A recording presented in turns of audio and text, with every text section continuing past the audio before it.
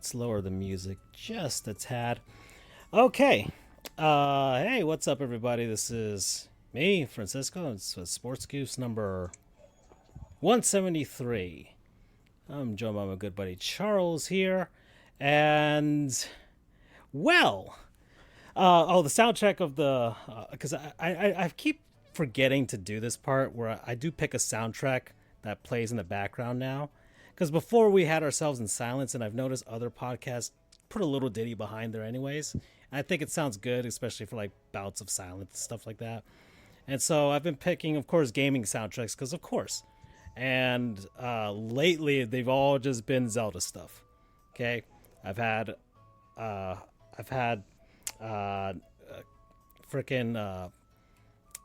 gosh, man.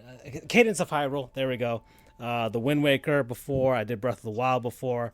Because Charles, this is leading up to something, all right? Mm-hmm. It's something billowing. There's something brewing going on right now inside of me.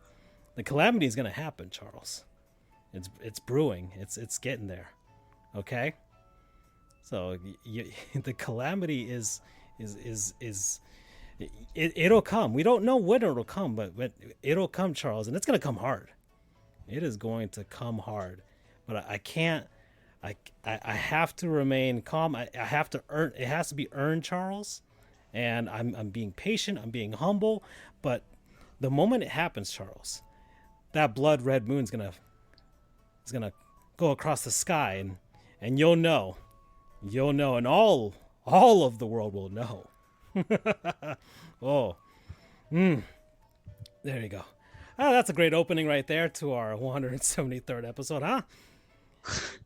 If I may, you know, comically evil is the phrase and the thought process of what I just heard here. And I thought, playing this entire time as Link, you were supposed to be the good guy, but little do they know, everybody wants to be a little bit of bad boy in between. Yeah, and Francisco... I didn't pick it in Splatoon, but,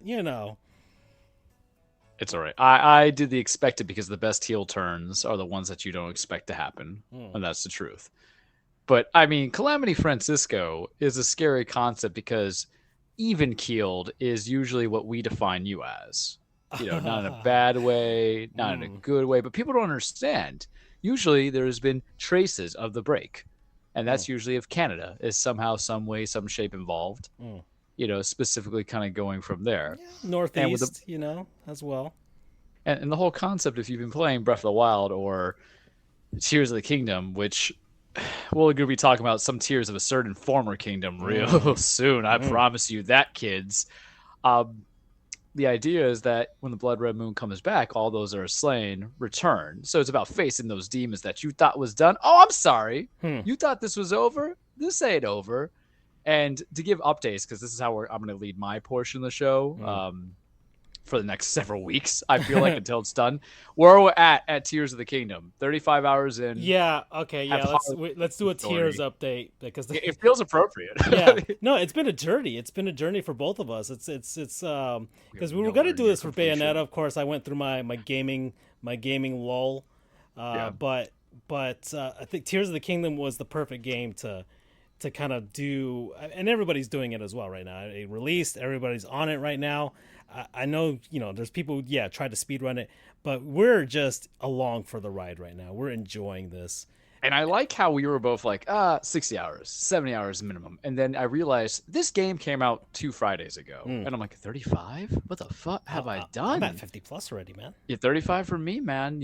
I was just like, what the hell have I done? How? I just got all the Sky Towers. I've got like 2 Sky Towers, man. Yeah. Because I've literally just been caught up still in the exploration.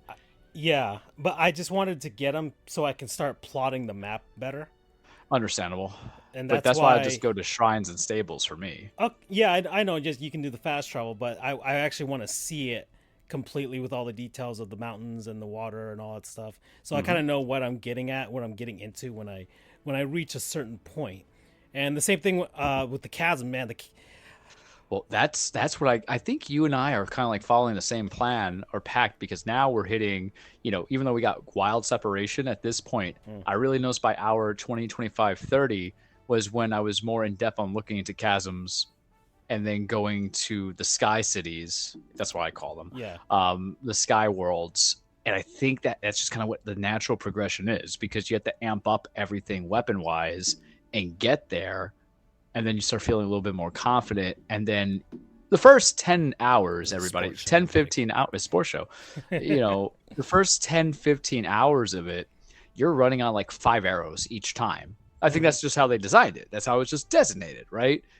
And then you're really in the situation where it's like there's more that come into it as you're imagining, as you're figuring out, as it all comes to you. Yeah. And it's just a blast, because I'm not even so much in love with it the way that people are because of the things you can do with Ultra Hand, which is awesome, by the way. And I'm learning reversal pretty well. I'm just a big fan of it and in love with it because of the exploration. I told you about it last week. The big issue, and it's not really a big issue, the issue with Breath of the Wild is I felt arbitrary. Why did it feel arbitrary? Climbing to Ganon's back. You need to go to the 4 Divine Beasts if you really want to have a good handicap against in the final fight. You don't have to go for it, but it's probably of your best intentions to do so. So you feel obligated to go there, right? Plain and simple. No questions about it, no bones. You go and you do it. This one's just like, yeah, shit kind of happens, but we're not kind of telling you to do it. You just kind of, they literally like, you just do it as your own. Yeah. So figure it out. And I'm like, I will get there when I get there. And I did Rito Village, and I completed Rito Village, and I liked Rito Village. I there's a little bit, whereas the end of Breath of the Wild, and this is minor spoilers, but screw it. With Breath of the Wild, it's the idea that all the guys that were helping you are dead, so there's the spirits of it. But now the plot that they're going on is the descendants are here going to make a chance. And I'm like, that's kind of cool. You're bringing up your new badasses, and I have my theories on Rauru, but we're not there fully yet.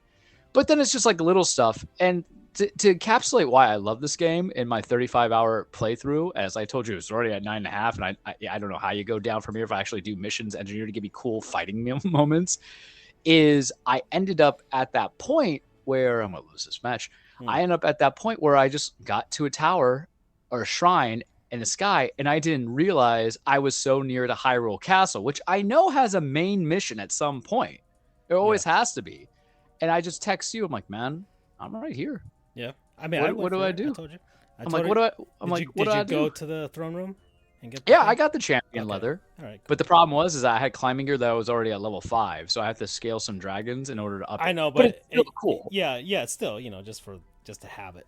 Well, I also got royal boots out of it, though. Nice. So it really, that combination, because you have to get in your like Zelda study if memory serves me right. So that combination allowed me to now put Link at 14, which is pretty fair where I'm at in the game. Remember, I've only done one area. So you've gone to a ferry to get the thing? Yeah, I found a ferry. Because I can't get, like, they're like all pissed off at you. It's at a stable. So this is why we do a show, because we're also giving you tips and tricks. I've seen like 2 of them already. I've seen 2 of them, but they're all pissed off, think I'm a monster. But there is one stable that has a mini mission. That's how a lot of these things actually go. Where there's a mini mission depending where you go, and they're mostly at stables. That's the thing I'm noticing in this game too. There are like they're not, because they have actual side quests that they put on the quest chart or whatever. Yeah. And then they have like you said, like a mini mission. It's like GTA 5 kids. Yeah, exactly. You don't. It's not really labeled, but you can do it, right? Like I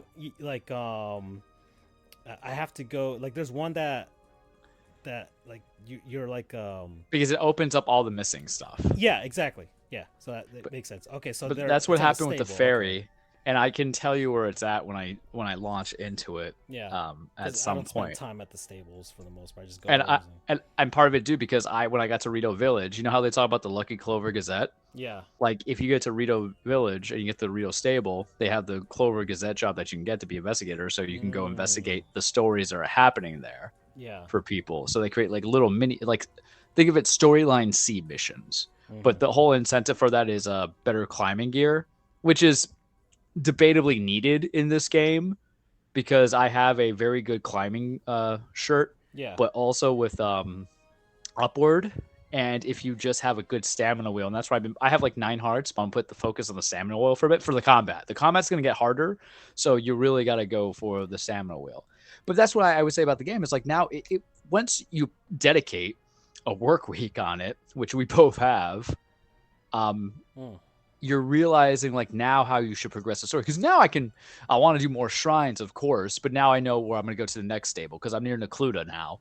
And I'm like, all right, I'll go to Necluda. And then I'll go do with Death Mountain. Or maybe I might do Zora because you said it was like, because here's the thing, I didn't really like the Zora domain in Breath of the Wild. I can't recall why I didn't like it. I just didn't.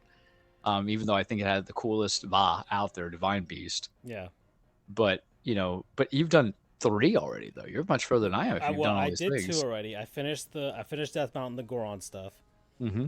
So I got that guy. And then I did the Gerudo, which was in the desert. So I finished that one, too. So I got the Gerudo chick. So I like to save the Gerudo last because I thought they were just so good how they were done in Breath of the Wild, Well, I just realized like she's I went to the Gerudo first in Breath of the Wild, and then I did the same thing in this one, but then I didn't finish it first. I finished the Goron first, and then I went back to the Gerudo to finish off the temple there. So, but I like the Gerudo girl's power. Yeah. Well, Urbosa had the best power in the Breath of the Wild. I mean, she's got lightning, right? So that's kind of why I have her and the other guy, and the Goron guy is perfect because now I don't have to waste bombs, destroying giant rocks and because stuff like that. Right? Yeah, he just bulldozes into them. So whereas I would have said do Rito because Rito you get a Gus of that you could do as you're gliding. Because that's what led me to be able to get to Hyrule, because I took one little stamina ball that you get from Addison. Anybody who's listening that plays this game, help the dude trying to set up the President Hudson signs. Oh, I've been doing that all the time. Like, never skip it. Yeah. Because he just gives you all this good money, stuff. food. Yeah. But the food he gave me was a full entire wheel of stamina. And I'm like, oh, now I'm going to take this in the middle of air. And then it just got me there. Perfect thing for the area. Yeah, it's so like I'm like, you go to the Gerudo thing. He'll give you the rice balls with all with the chill effect, so you can withstand the heat. Yeah, so he's just like literally perfect. But like now we're almost at the 40-hour mark where I'm like, all right, maybe I'll do like 2 villages straight. Because here's the thing, I think there's like 15, 20 main mission stories. Yeah, and I'm like, if I've only knocked out like 3 or 4, legitimately speaking, we're okay because there's the back 9 that we have to deal with. Yeah, so. That is where we're at Tears of the Kingdom. And I was trying to figure out how I got 35 hours in within 2 weeks, because I know the first weekend I did 9 hours. But you're telling me during work, I somehow put in, because originally I got the 20 and I did 11. But I realized because it's a very therapeutic game for me. I like it a lot. I think it's really good if you need to unwind and do whatever. I can do an hour and a half each night. And I thought, no, I can do it. But if I'm not doing the story, I'm just looking for shrines and looking at the world. And that's the reason why I'm really taking my time with it. Because I know I have to do the regional phenomenon storylines and everything, but I feel like if I accomplish everything I have to accomplish, I'm not going to go back. You know what I mean? Because that's what everybody said. Oh, I go back to Breath of the Wild. I went back to Breath of the Wild a little bit, and I fought a dragon, and that was it. You know what I mean? So I don't want to be missing that part. You're really taking it all. So I'm expecting 90, and I'm gonna tell you right now, I have not played a single player game in so long that led to it. And you've heard me. I feel hypocritical because I felt. I bitch and complain about how I can't play JRPGs, and because they're 100+ hours. Persona 5 didn't click with me. I was going to say Persona. But then you've heard me say, I'm sick of them making long games. But then we get this, and the reason why this is the exception to rule is just because everything from off the bat, man. And I might be fanboying hard. I don't care. You're entitled to buy what you want to buy, and like what you want to like. But when I went off the bat, it literally just hit all the notes of telling me you want to do this. Because what I was doing Friday, for example, I put a nice 5-hour session in. I don't have to listen to music by itself. I put on one of the audiobooks. Yeah. And I'm able to and I'm like, man, it just flows so good. I was listening to JJ Reddick's podcast. I've been following that. He's got a good one. I like that one. Reddick is intelligent enough, is the word I'll say. Yeah. When it comes into it. He has good points. He has very good points. But that's my Tears of the Kingdom update. I anticipate to put in like 10 to 15 hours this week. Yeah, I've right now I'm still trying to plot out the map because I really want to know where everything is. I mean, the chasms are kind of intriguing me right now. Yeah. I'm underneath where I left off was underneath the Great Forest, the Lost Woods. Because apparently you have to go through the chasms in order to get through it. So I'm there. I'm kind of lost down there. So I might look up a YouTube tutorial just to see it, where I'm supposed to go. Because I think I'm lost because I spent like an hour trying to figure out where I'm going and trying to plot it out. But yeah, I've been lighting up that whole place down there, and I've been finding stuff because you start lighting stuff up, you'll find some good gear. I found Ganondorf's from Ocarina of Times, his boots down there. How do you feel about being pseudo multiverse? I looked at the timeline on like Zelda, Pedia, whatever, and supposedly this is like they can't really place it anywhere on any of the timeline branches from Ocarina of Time. They just say that it's like in the far-flung future, way out, like not even like thousands of years, not connected to the past ones. But that's why I call it multiverse, because they're gonna not say it's a direct sequel. Yeah, and that might be the best way for them to kind of justify, like, okay, we're gonna do new Link with a new different world and all these other things, so they can kind of gives them that flexibility. I mean, once again, this stuff video game, well, but it's taken from the comic book world and stuff like that. You can have multiple versions of the same character from different universes and all that stuff, and you can have them cross over if you feel like it. And then have Charles could kind of be like, Spider-Man was mid. And then you can be like... But not for the other Spider-Man that's coming. or you could have a Spider-Man like that one where it's just like, oh, that's excellent, So we're going to have... The multiple links have already been a thing anyways. It doesn't really matter. Nintendo doesn't care about story. Everybody should know this. People want Nintendo to care about story, but they don't. They don't really. Well, they care about story, but they don't care about continuity. Well, okay, they don't care about continuity. That's a better way to say it. Really, the only franchise that I know, because I don't play the Xenoblade stuff, and I think those are all disconnected too. Fire Emblem. I think Fire Emblem is kind of in the same timeline, but I don't. And they now they have like a multiverse thing as well. Really, the only franchise that I know of Nintendo's that actually makes sense is the Metroid one. That's the only one where, like, okay, these are where the games are placed. Not unless you don't count Prime. Oh, no, but Prime is part of it. Yeah, no, Prime is slots right in between 2 and Super Metroid. Okay. I'm a Metroid file. So that's my favorite series. Out of all Nintendo series, that's probably my favorite out of all of them, just because of consistency. Listen, Dread broke my dry spell. All bangers. Other M, even though people would say it's bad in the context of story.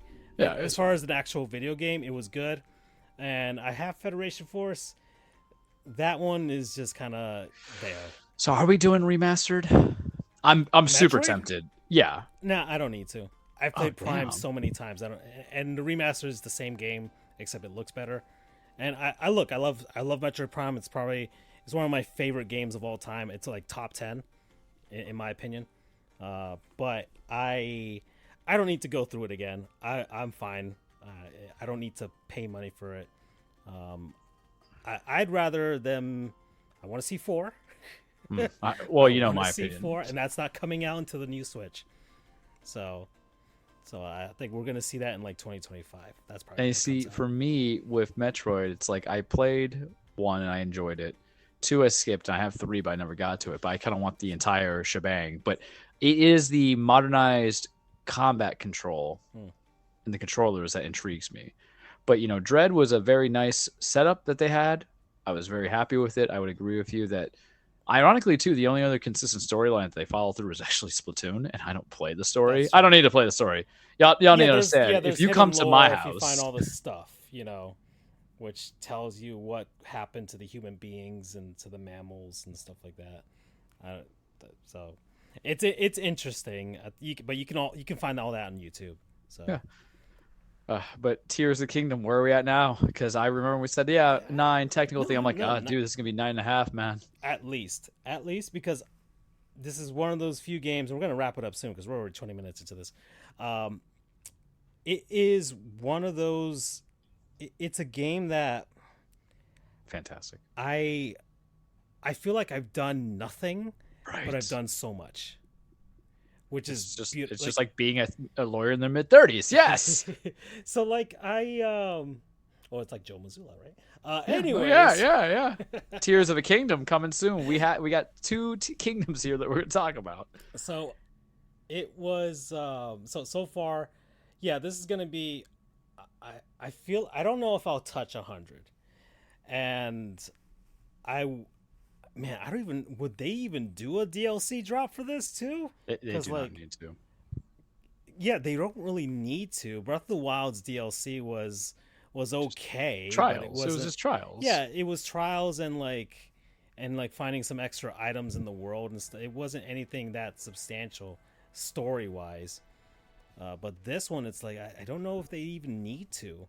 They don't really need to at $70 either. Like I think, but who knows? They might do like a little extra thing with. But I'd like to see some story. But anyways, yeah, it's great. It's fantastic. We're gonna touch at least 80 with this one. I know at some point I'm gonna just be like, all right, let's make a run at Ganondorf. Let's go. There you go. All right, Charles, we're at 22 minutes. That's the gaming talk. Because I dabbled a little bit on some stuff on my PC because I played some SNK stuff.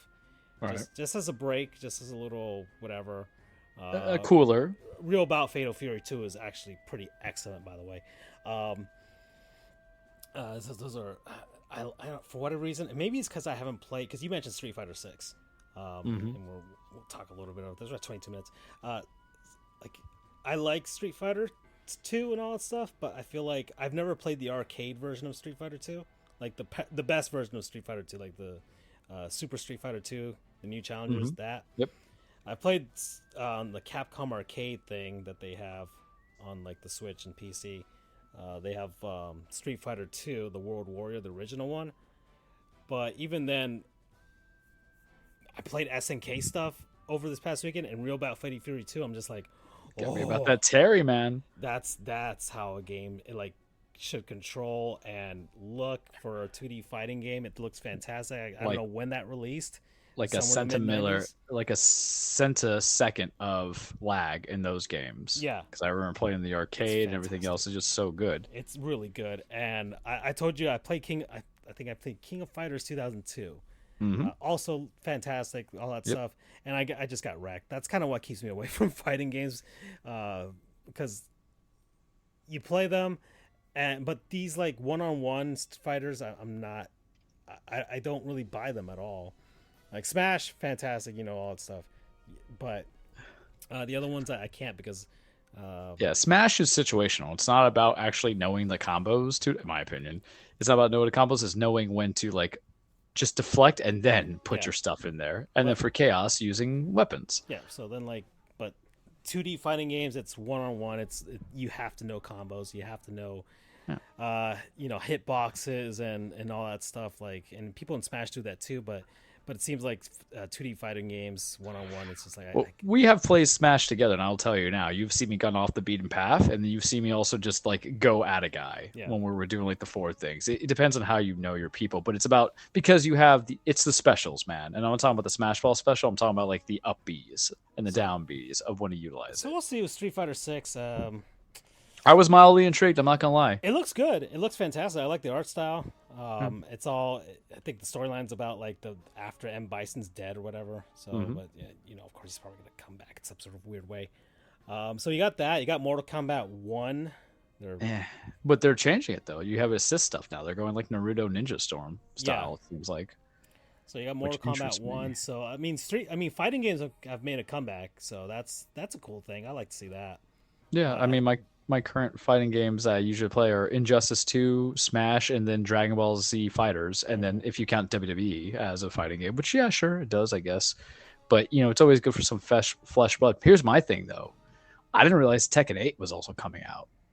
So you really, really got to see what you like more. Because I was always kind of the fight of, like, do you like Tekken or do you like Street Fighter? Tekken's fine. Yeah. I don't mind Tekken. Tekken Tag Tournament was all I needed in life, and that was it. And yeah, so I mean, and it's weird because I grew up with that, and I grew up with Virtua Fighter 2, which but I've lost all skill from that. You talk about the dedication. That is the deepest fighting game I played that isn't Blaze Blue or if anybody's seen the combo list for a Virtua Fighter game, it is insane.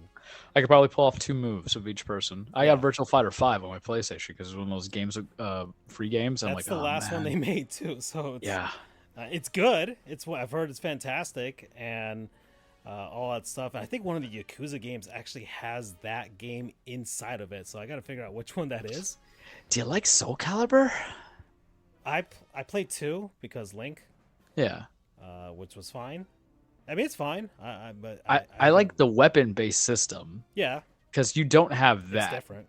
But then they made 6, and I was like, because I remember me and my boy, Friday nights in college, we would hang out, get a pizza, drink some Pepsi when I didn't drink real drinks, and then just go like for town because it was street. It was well, damn, I so many fighting games we just listened. It was Soul Calibur 4, and we had it for the PS4 or PS3 at that time, so we could play as Vader and then Starkiller.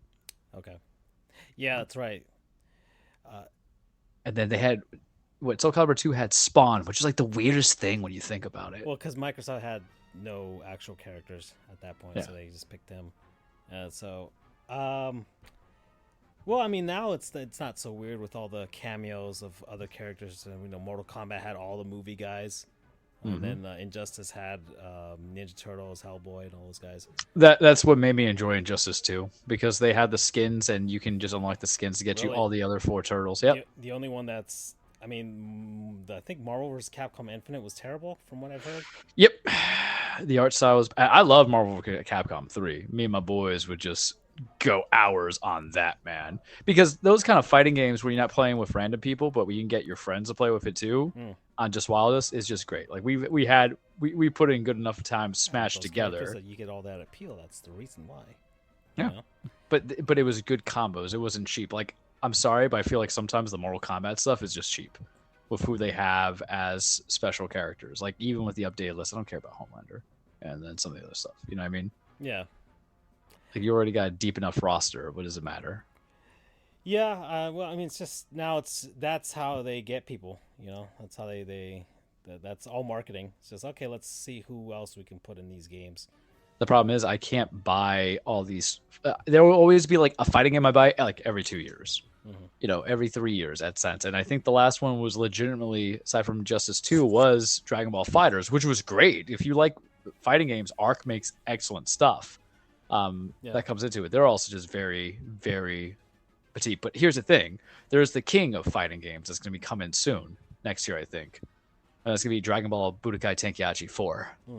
And you guys just have to understand, I'm going to put my controller down because I'm talking with my hands if you see me. We're talking about to my old high school days. Yeah. And there was 2 fighting games that we played. Dragon Ball Budokai 3. And then Budokai Tenkaichi 2, not Raging Blast, all that stuff. It was just cell games, man. Now you're going to give me that with Super, with the World Tournament of Power? I'm doing that. And we also do like all the Naruto games. Actually, no, I did buy the Naruto game like last year. So there you go. But Ultimate Ninja Storm 4 or whatever. Yeah. Not Jump Force. Jump Force is soggy. No, but it was the Naruto Ultimate Ninja Storm 4. Oh, okay. Yeah, because you could do like the tag-ins and stuff like that. It's just I don't even watch Naruto like that, but I like playing Naruto because of the diversity of characters they have. Like 60 fucking characters, man. I'm like, yes, let's do this. But Budokai 4 is coming out. I'm going to go down to Palm Beach with my buddies and play that for like 3 hours straight and try to reclaim some old glories. Nice. All right. So we're at 30 minutes. Let's go. So I've labeled this episode, Charles, because last episode was the Boston funeral watch party, right? And today is called the Boston eulogy party. Yep. Oh, we should call it Boston Tears Party. I'm so sorry that I'm not as quick-witted as I used to be. I know. That's a good one too. But I think and we were just talking about Tears of the Kingdom. Yeah. And so we'll call it Boston Tear Party if they win. How about that? Sure. Why not? Either way, we've already won, Charles. Yeah. We have won. We have won. It started a few weeks ago with the Panthers, and it has culminated yesterday with the Miami Heat. So that buzz all night long. I want to do. This is what I want to do, Charles.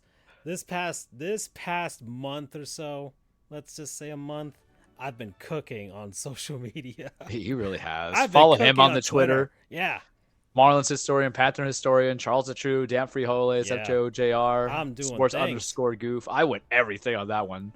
It is great. Let me see. Let me take off this. The Marlins and Padres are playing. Anyways, it's been a long time coming for me, because I've been having some good time. So, and I've been posting stuff on our Sports Goofs thing, because like someone is like, oh, how does somebody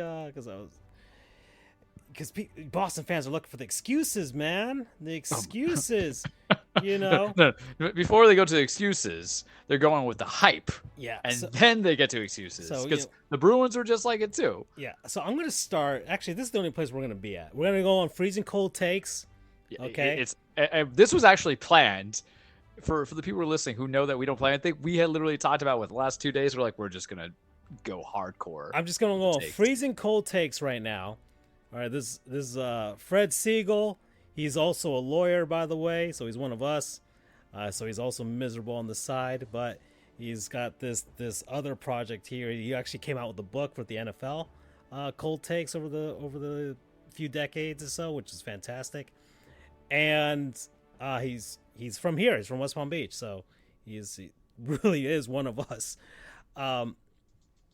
So we're going to go down the list here, Charles. Mm-hmm. So we got Celtics on NBC Sports, Boston.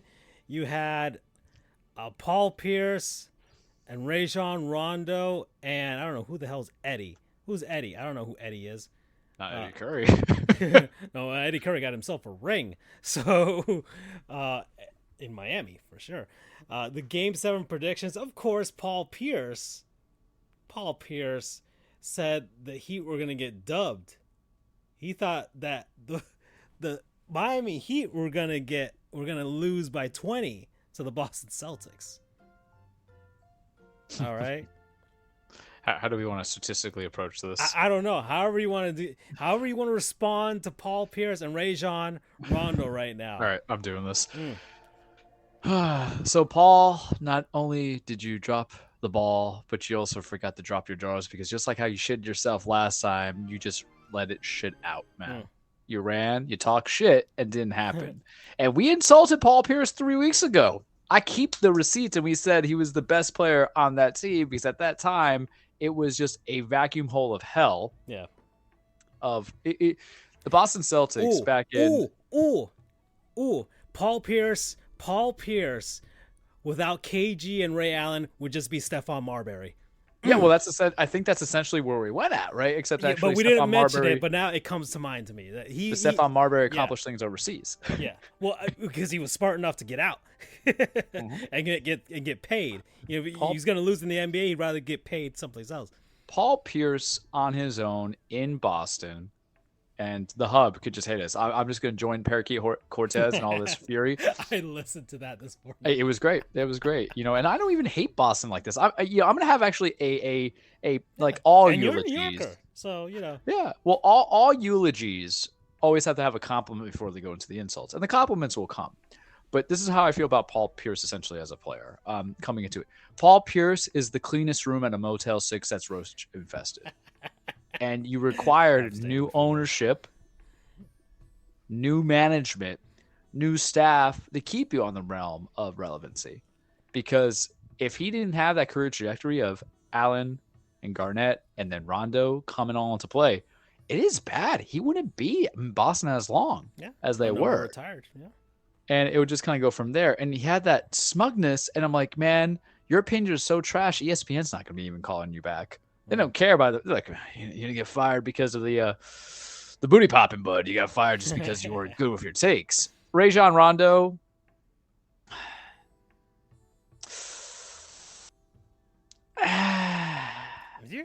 Is he even worthy of being hated? I mean, you're still here. You're still around. I didn't realize he retired. Yeah, exactly. I thought he was kind of doing the vast track of coaching in the G League to actually have some balance, because that's what most point guards go for. Yeah. You know what, with Rajon though, I'm gonna say something super inflammatory. That man channeled more of Boston Celtics, gruff and grit than Paul Pierce did. So I can respect it. Yeah, that's true. But, when it comes to Paul Pierce, the drizzling shits that he is. I will say Rajon Rondo proved to be more valuable post-Celtics career than Paul Pierce did post Celtics career. Yeah, because he went out to Brooklyn. He was in Washington, right? He went to Washington for like he got traded to Dallas and everything the Clippers, like that. right? Oh, we're talking about Paul Pierce? Yeah, he went to like 5 different teams like a year and a half. And yet Rajon Rondo seemed like the guy that a lot they talk about, like younger players, like he was good with them. Like he's probably going to be a coach in the future. But anyway, yeah, well that's why I was like, oh. But the thing about Paul Pierce, realistically, not even just to go on the bad takes, it's just it's so expected that no one can be objective. Like Shaq, who is both in theory a Heat and a Celtic, and a Cavalier, and all these other things. Final stop in his career. It was just sad. I feel so bad for him. The idea is like you can look at what's in front of you, and Paul cannot look at what was in front of him. And we're going to talk about the game, guys. Don't worry. We're going to talk about those 2 games that we can get in touch with. But it was what was in front of them was piss poor management of time and players and a ghastly 3-point shooting. But Paul's like, we're going to do it. I'm like, no, you're not going to do it. You're just doing this to be relevant and to be there. And it just, can I be petty on this? It felt so good. We're on the petty train, my dude. But this, I was gonna hit this at midpoint, but I'm gonna start with that. It felt so good that all this, you had a Boston award of the Larry Bird Trophy to the MVP, the Bob Cousy Award, and then you have Paul Pierce all to stomach that, and there's Alonzo Mourning just chilling, looking great, looking like he didn't get fired, looking all this other stuff. This Paul Pierce. Remember when who was it? Who came back? Freaking. And Lonzo didn't have to sign a day 1 contract to retire. He just retired. He got to stay in the organization. Yeah, that's true. Oh man, and Pat Riley just all smiles. Fantastic. Yeah. He really hates Boston, man. He does. That was the whole speech about him and that is pettiness of legendary proportions. I slick my hair back for a reason. Yeah. But the cold freezing takes, because we have a lot of cold takes to take on. Keep going. Yeah. Just. That's stop 1 here on the petty train. Let's go on over. Here we go. Dan Dakich. Oof. All right. Dan Dakich. Okay, so George Sedano, who is one of us down here from Hialeah, South Floridian, made it big, went national with ESPN and all that stuff. Sedano and Stink, right? Yeah, and like he's he is true in the South Floridian as well. Like he does as much. He does pull for the Heat and the Panthers and the Dolphins and the Marlins. And so there was this clip here of Sedano with Dan Dakich at like an NBA Summer League game. And Dakich was basically saying there were several coaches in the league. And this is back in what, 2018? 2019. That were better than Eric Spoelstra at that point. And Sedano was like vehemently disagreeing with this man. This man named Nate McMillan as one of the coaches. And that was actually one of the things that you and I have been consistent on for what we've been doing the show together 5 years. Yeah. I would say for the 5 years consistent that there was never a bad word about Spo. Yeah. Even the chat, whenever I say fire Spoelstra, it's the joke. We know who I really wanted to get traded, and we're going to talk about that. But I don't know how you say Nate McMillan at that time. At that time. Exactly. You can tell me, the head coach of Charlotte Bobcats, whoever his name now, Clifford something, Steve Clifford, is he better than Spo? No. Please? So, and the big thing was Brad Stevens was better than Spo. That was the big thing. That was the big point of contention there. Oof. All right. Man, can I sidebar it real quick, but relevant? For y'all's hatred of super teams, you can't acknowledge the fact that there's coaches who win with super teams multiple titles. Because I'll tell you now, there's only been 2 coaches who have won with the super teams multiple titles and have had multiple appearances. Steve Kerr, Eric Spoelstra. Doc Rivers had a super team. He was the genesis of the 2010 And we're not talking about Phil Jackson. Right? We're talking about like the last decade. I'm done comparing the past. Yeah. So let's say the 2010s onward. Yeah, technically Doc had that window, 2007 lead into it, got 1 ring out of it, and then came nothing of it. Couldn't do anything with the super teams. Jason Kidd couldn't do anything with the super teams because that Brooke Lopez combo that they had there of Joe Johnson, Brooke Lopez, Duran Williams. I'll call it a super team because if you spend money on it as a super team, I'm going to qualify it and quantify it. They did. Tyronn Lue couldn't get it done. Got 1. But, he had multiple appearances, but you're not going to be ahead of time. You do count championships, I feel, when it comes to the best coaches. I'm sorry, because you have to. And this goes to another statistic. And look, I actually deep dive some stuff in preparation, because this is what I was doing last night. I was sending you all that trash stuff. I was like, all right, we're going from there. Because it's going to be why do you guys love Boston so much and not Miami as a metro, major market? But that's a little bit later. That's coming in the cold takes. I'll tell you that now. However, we've had the multiple appearances. We've had the people. You're not going to give Spo that credit. Even when they had the non-playoff positions that came in, what happened? What did they do? They ended up doing what? They ended up missing the playoffs, but never being under 500. They never they never balked in that situation. Yeah, they never had to go into any of that, and it's just ridiculous. Legitimately. Yeah. Like, why do you guys hate us so much? The Heat didn't do any of that process stuff or anything like that. They just kind of rebuilt on the fly. Yeah, there were some lows. I mean, sheesh. Yeah. Hassan Whiteside is the biggest low. Hassan Whiteside, Tyler Johnson. But we lost some weight. We got hot. Yeah. We did all these things. But okay, back to the freezing cold takes, because that was a sidebar. So that was Dan Dakic, and then he doubled down after it was retweeted by Freezing Cold Takes. 100% accurate by me in 2019. And he's like, 2017 missed playoffs, 2018 lost in first round, 2019 missed playoffs. Thank goodness for Pat Riley. That's what he said. And it still was a Freezing Cold Take in 2023. So this man doubled down on his take. Ignores 2020 getting to the finals. I don't even know who this man is. Who's Dan Dakic? But that's also my problem with the Twitter world. Aside from people think that they're tough, they also think that their opinion matters. I'm sorry. Yeah. It doesn't. I don't know. He was on a freaking ESPN broadcast with George Sedano and NBA. Everybody is these days. ESPN laid off half the other people because they don't want to pay him big money just for Stephen A. Smith, and they'll take anybody who's going to want the bones. Anyways, we're going to keep going here. This is Thomas Carrieri, who I've seen. I'm surprised you haven't gone Bill Simmons yet. We're getting there, my dude. Well, that's right. With a few there. good eulogies, you don't have the person crying over, my mistake. If you guys ever been to a funeral, and it's going to happen to all of us in life, there's always that stage too when you're giving the eulogy, someone just hovers over on the casket, just wails this cry that could rip the universes apart. That's coming, Bill. That's coming, Bill Simmons. This is Thomas Carrieri. He's got a few good followers and stuff like that. I don't know what he does. Anyways, he's it's going to be a fun few months in Boston. Showing the split Celtics Bruins TD Garden there. All right. So I've been to a Celtics game at TD Garden. You have? Yeah, I went to Boston almost 10 years ago. Okay. For spring break, and I saw them playing against the Knicks. And you know what? They ain't got nothing on the KSA Center. I don't know how to say it. Kaseya. I had to Google it. It'd be like, it's IT because they have the FTX nonsense. Yep. Let's see. Let's keep going here. Let's see. Tommy Curran, and these are just randos that they're putting at some point. This guy's had 160 followers, 60,000 followers. So he's NBC Sports. Boston and Pat's Insider. So we're just gonna get a bunch of Boston people. So we won't know them, but other people will, and that will make us laugh. I feel the Celtics will show up to deliver the wire-to-wire pounding of Miami. They should have been delivering since the middle of last week. Boston 113, Miami 103. Sure. Sure. Let's see. Lakers guru. Let's see. Freezing cold take. Jimmy Butler is under contract through 25-26. He is due an estimated $52 million that season. He will be 36. He's missed 17 out of 40 games this season. Missed 145 the past 9 seasons. He averages 17 points per game over his career. This is the worst contract in NBA history.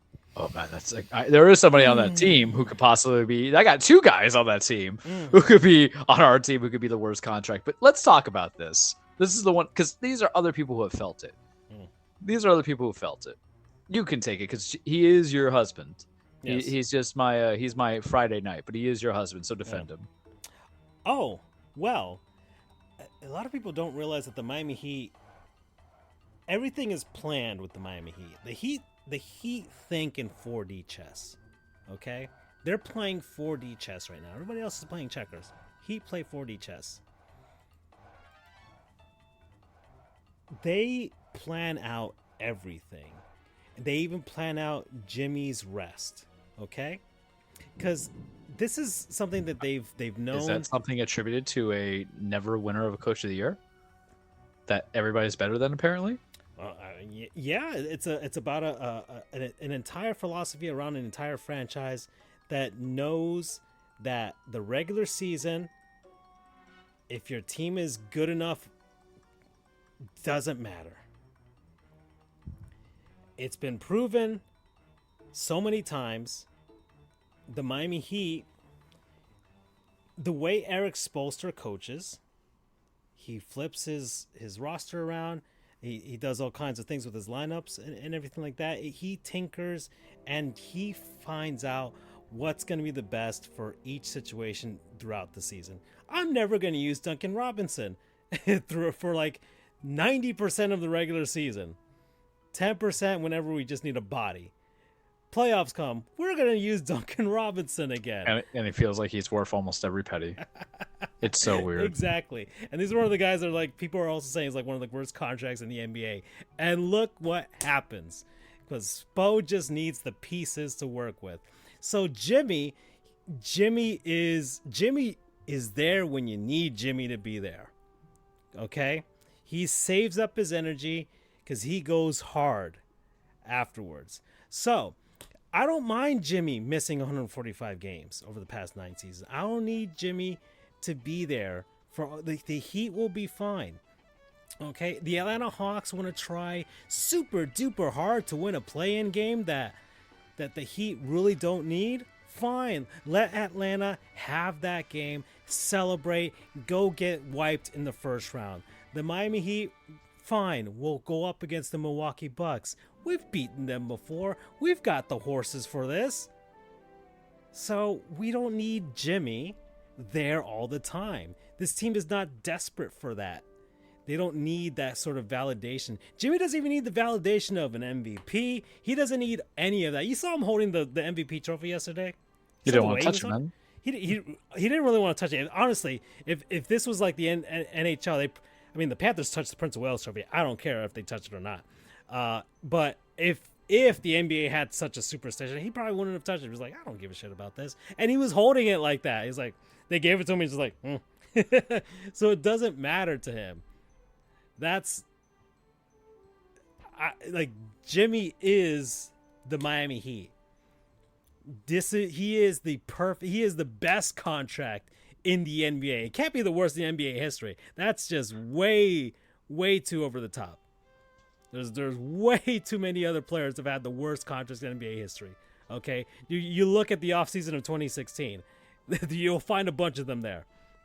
No way. But Jimmy is probably the best trade in the NBA over the last 5 years. I'm gonna say that right now. Fair. Because that is the perfect trade for like the perfect fit player to organization. Coach, really. There's been other teams that have traded for big guys, things like that. You know, how many times has James Harden been traded over the past few years?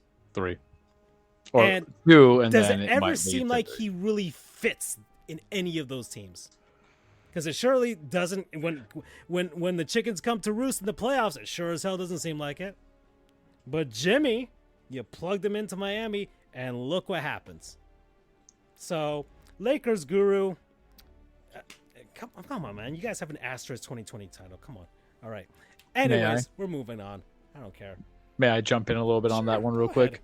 The reason why people hate Jimmy is because 2 reasons, I would say. One, most importantly, the guys with those big contracts that you feel are worth it are those shooters that they just make everything in. You forgot about what good defensive effort looks like. Yeah. You know, case in point, that y'all love Steph, man. Y'all Jimmy love doesn't John. even have to shoot threes. Y'all love Jimmy, or you love Embiid. You know, they're coming into it. And do they deserve that money? That's fine. But y'all ain't going to talk about them being bad contracts when they can't do anything in the playoffs for whatever reason. When you have a player who is that constructed well enough, because here's the thing about Jimmy. He's Mr. Close to a triple-double almost every game that's important. Yeah. But he can take over. He was making threes yesterday, and they were not just desperation heaves. Yeah. But they were Calculated. important, calculated, but he was running to the corner. You guys got use. This is the part 2, because he's not the big shooter. You guys got used to the best players have to be the guys who do the big shots, who have to make these trick shots, half court stuff. I hate to say Dame Lillard as an example, but you know what I mean? That's what you're looking at flash and show instead of substance. When the substance has been there so long for this man. You're talking to the guy who said 4 years ago, I don't want Jimmy on Philly, and I had every meaning and intention. But he's perfect also for Spoelstra because you don't see that anymore where a player and a coach fit hand in hand, who demands everything of him and doesn't take his shit as a player. And that player, that is, there's never a Charles. You can hear it outside. Yeah, there's not 100% buy-in, but Jimmy is 99% of the buy-in. And you know why you guys hate him too? Because he can make talent better around him.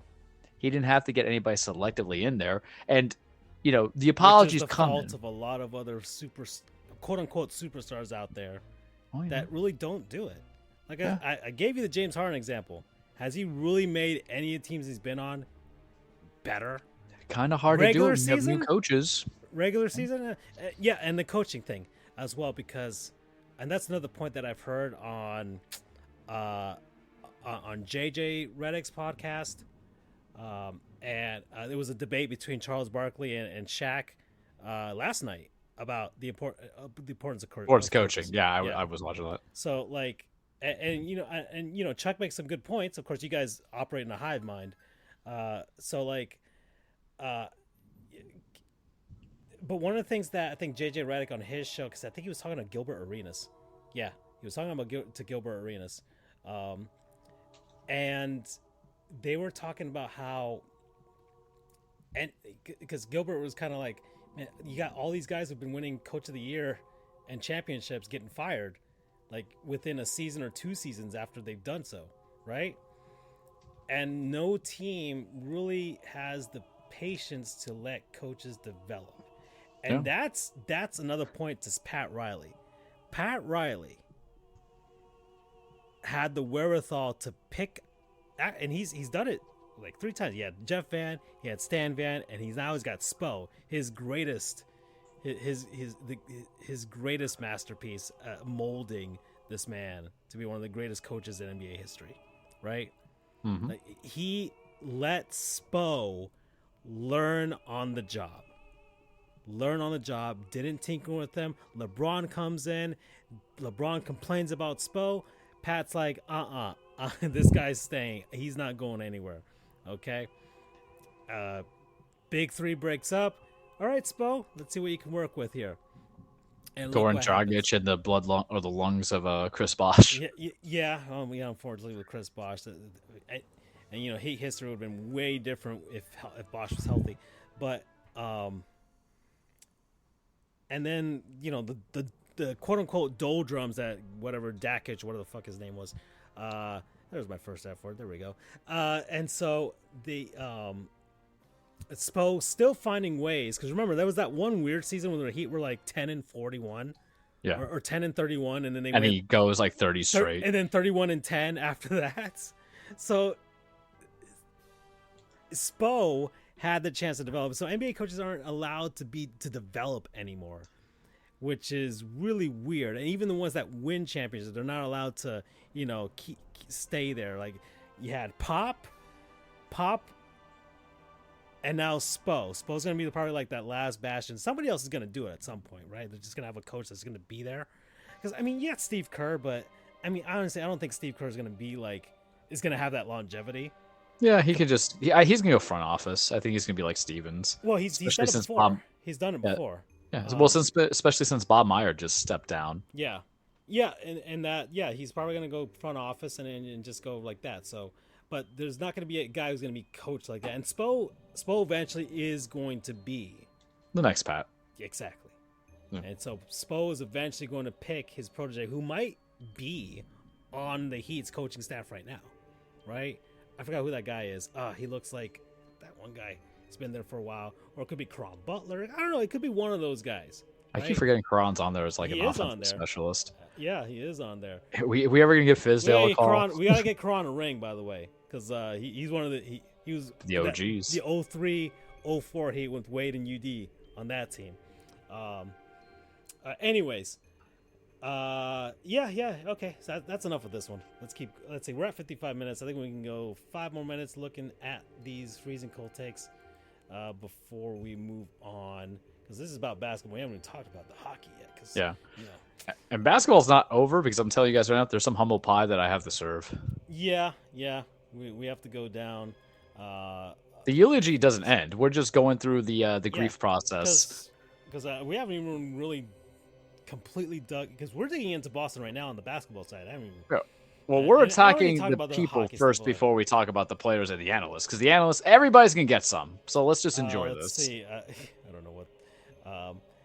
Let's see. Trey Young. Oh, please. Boston gonna please. beat Miami now. It's over. Crying, laughing emoji. For the 2 guy days before, the lollipop man that fell on the ground. It's fantastic. I think he kind of looks like the Mad World, or not the Mad World, but the Mad Magazine guy. Okay.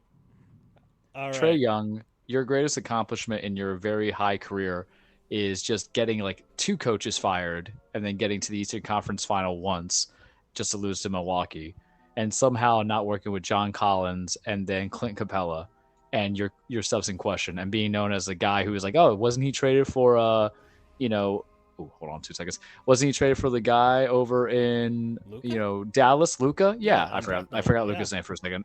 Because he was. That's going to be your memory. That's going to be your memory. You're going to have those years, you're going to score, and then you're not going to amount to nothing, because ever since that high that you had of going to the Eastern Conference Finals as what, like a 4 or 5 seed, it's all going to go downhill, man.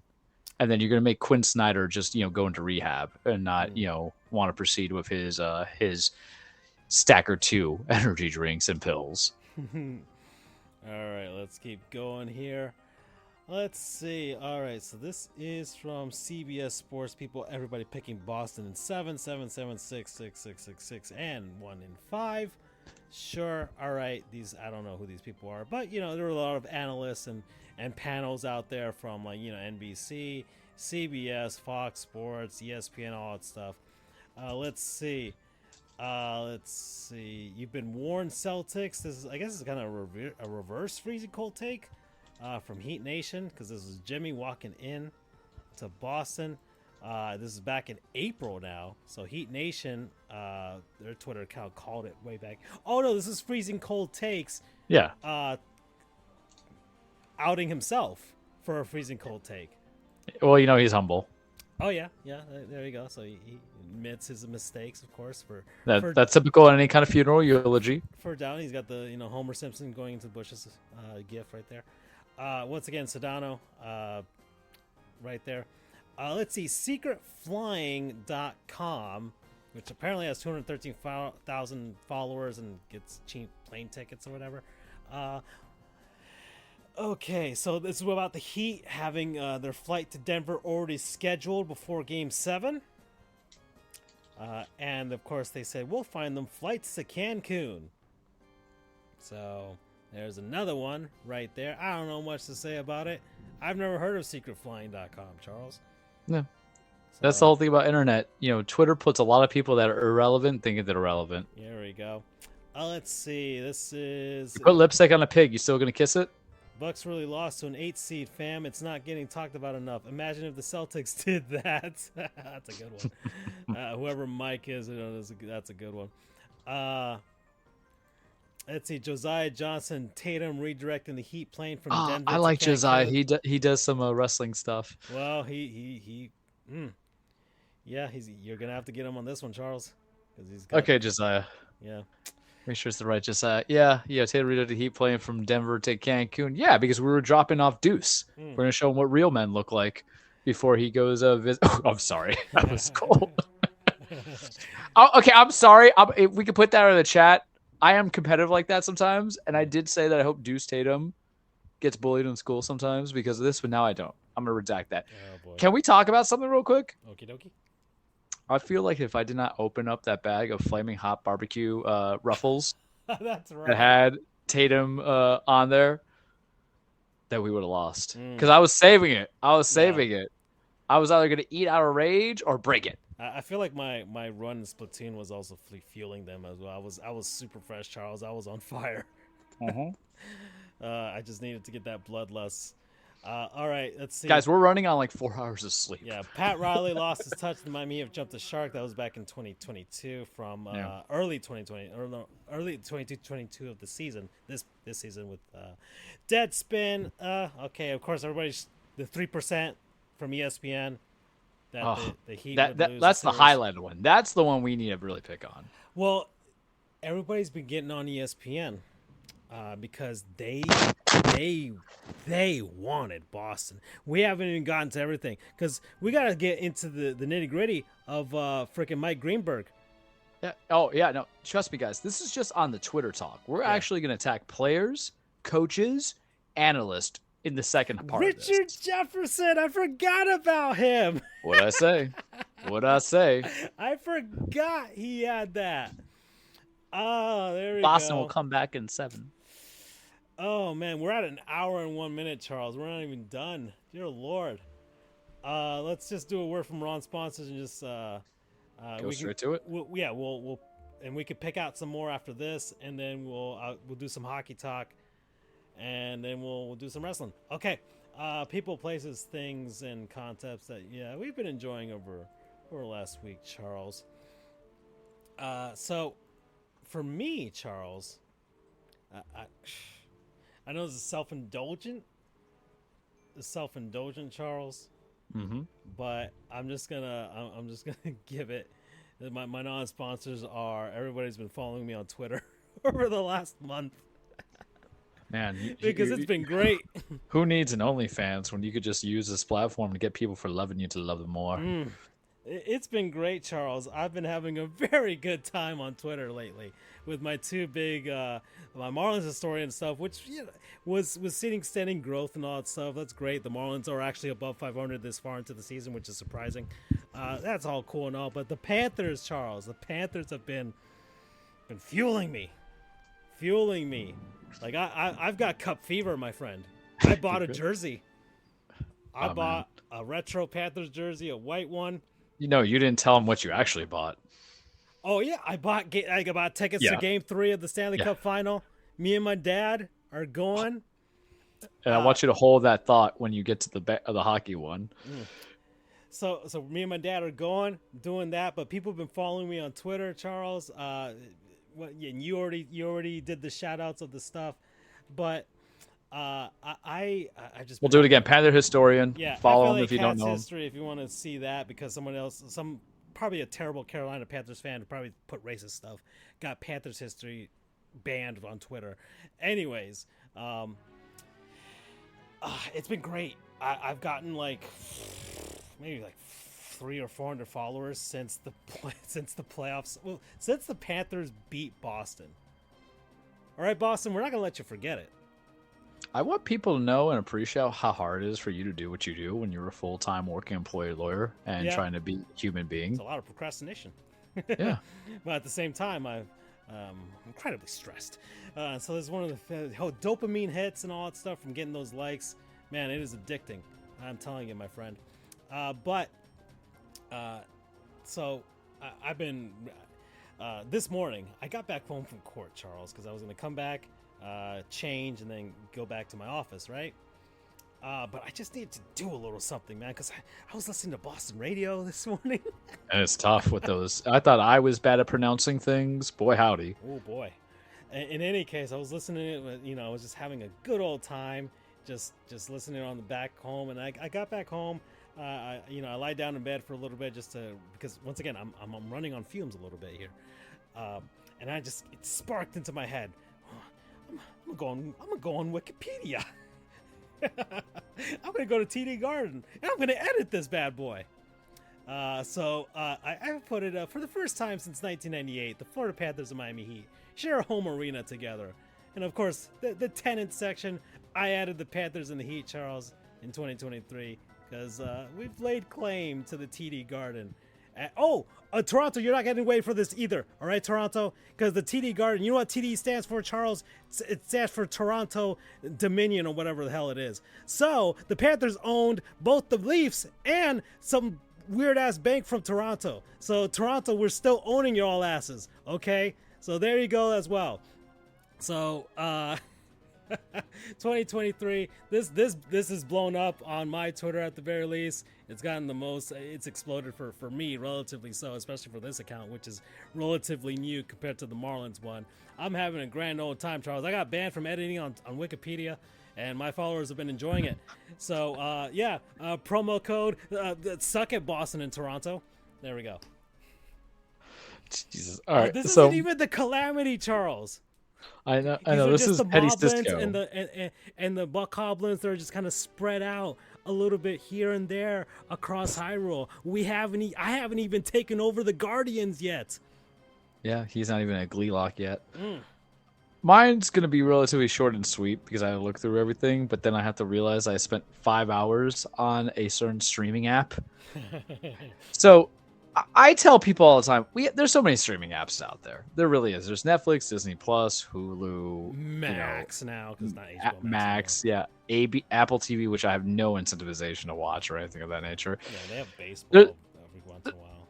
Baseball. There's only one thing I can do to watch my wrestling, and that's on Peacock. And for $5, $4.99, guys, there's poor and there's affordable poor. And that is affordable for all kinds of poor, including us, who are stuck in student loan debt that won't get wiped for whatever reason. So I watched both NXT Battlegrounds yesterday with the replay feature so I can advance on some stuff. And I watched WWE's Night of Champions Saturday at 1 p.m. It was all on Peacock. I really thought about it. I was going to go with food because I always go with food or a game, but I'm not done with Zelda. Zelda will get a non-sponsor shout out when I'm like 60 hours in because I don't want to say this is my non-sponsor. Right now. It's too easy. Yeah. I don't want to do my non-sponsor 4 months later or something that I did in May. But $5, you can watch all the stuff from NBC Universal if you wish to do so. So you can see The Office, Park and Rec, Community, I think is still on there. Maybe not. Jurassic Park, all those movies. Yeah. Movies. There's the Harry Potter stuff because it goes between that and Max all the time. Brooklyn 911's on there, which is a very good show. Brooklyn 99. I'm sorry, I'm trying to get a Reno 911. So we're leading into it. I think it's on Paramount, and I haven't used Paramount. Yeah, so I have Paramount, but I only watch it when it's football and basketball season. I'll dip into it when the Knuckles series comes out. Yeah. But like Peacock has some stuff that I do watch in between, but I watch a lot of my wrestling on it, and I can watch the old wrestling, I can watch the new wrestling. It's not better than the WWE Network. I'm very jealous of the out of country people who have that opportunity because Peacock's deal was only exclusive, I think, to the US and maybe some other countries, but can't have all things, but it's cheaper. So yes, there's ads and everything, but it's fine. I don't care. You can pay for an extra $5 to make $10 to be ad free, but we grew up in the generation where ads were commonplace. That's what we call bathroom breaks. It was a regularly scheduled thing, and that's why I'm regular as a human being. But it is worth it. I enjoy it. It's $5. For people who want to live the nostalgia of The Office or Parks and Rec, and to me, Parks and Rec is superior to The Office. Though we do love The Office. Every time it's a holiday season. One day I got to tell you about the holiday drinking rules of The Office I have, where you have to drink to every awkward moment on Christmas, and you will not survive a Benihana's Christmas. I guarantee all of you, you will not survive. The minute they get to Michael checking off one of the waitresses with a marker so he doesn't get them confused with who he originally came with is when I'm just like, and I just fall down on the ground. But Peacock explores some wrestling. They got some sports. They'll have football as well for Sunday Night Football. I understand we're all kind of going back to cable to a degree, which is fine. But if you're still in the streaming world and you want to have the library of things, $5 is nothing to snuff at. That's a good deal. It's a good deal. So you could probably get a free deal of it. So promo code, so Peacock, get the streaming app, promo code wrestling. Okay. Man, I just realized that the way I've been acting, man, I'm a journalist. Like I was legitimately a journalist for hockey. No, what you are is you're an analyst there, now. I've gone full Stephen A. All you have to do is just shout in Spanish. Yeah, I'm coming. ¡Qué mierda! I mean, there's a niche there that I could tap into, but I don't know if I could pull it off for hockey on YouTube. But in any case, I'm gonna be on the Locked On Panthers podcast again after Game 4 of the Stanley Cup Finals Oh yeah, that's right. The Panthers in the Stanley Cup Finals, everybody. How does that feel? Oh Making man, that statement.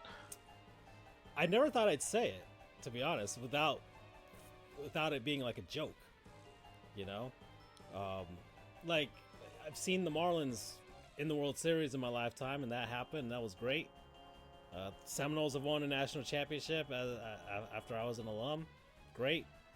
The Heat got of a course. couple. Heat got 3 championships. I followed Wade in his rookie season, man. I fell in love with him.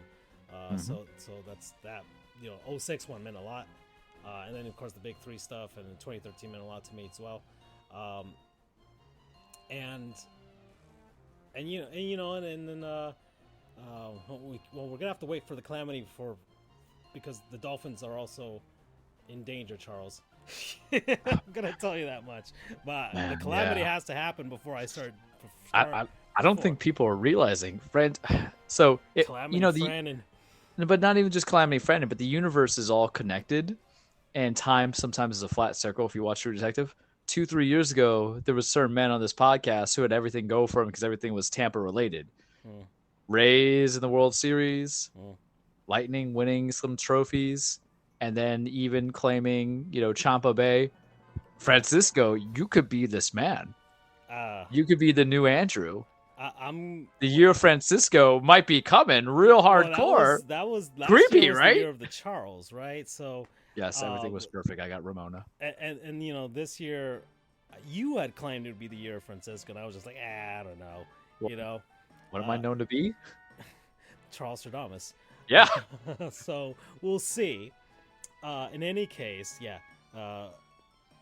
Panthers are in the Stanley Cup Final. They swept the Carolina Hurricanes. Every game was close. Quadruple overtime in the first game. Tkachuk wins it. Single overtime in the second game. Tkachuk wins it. Game 3.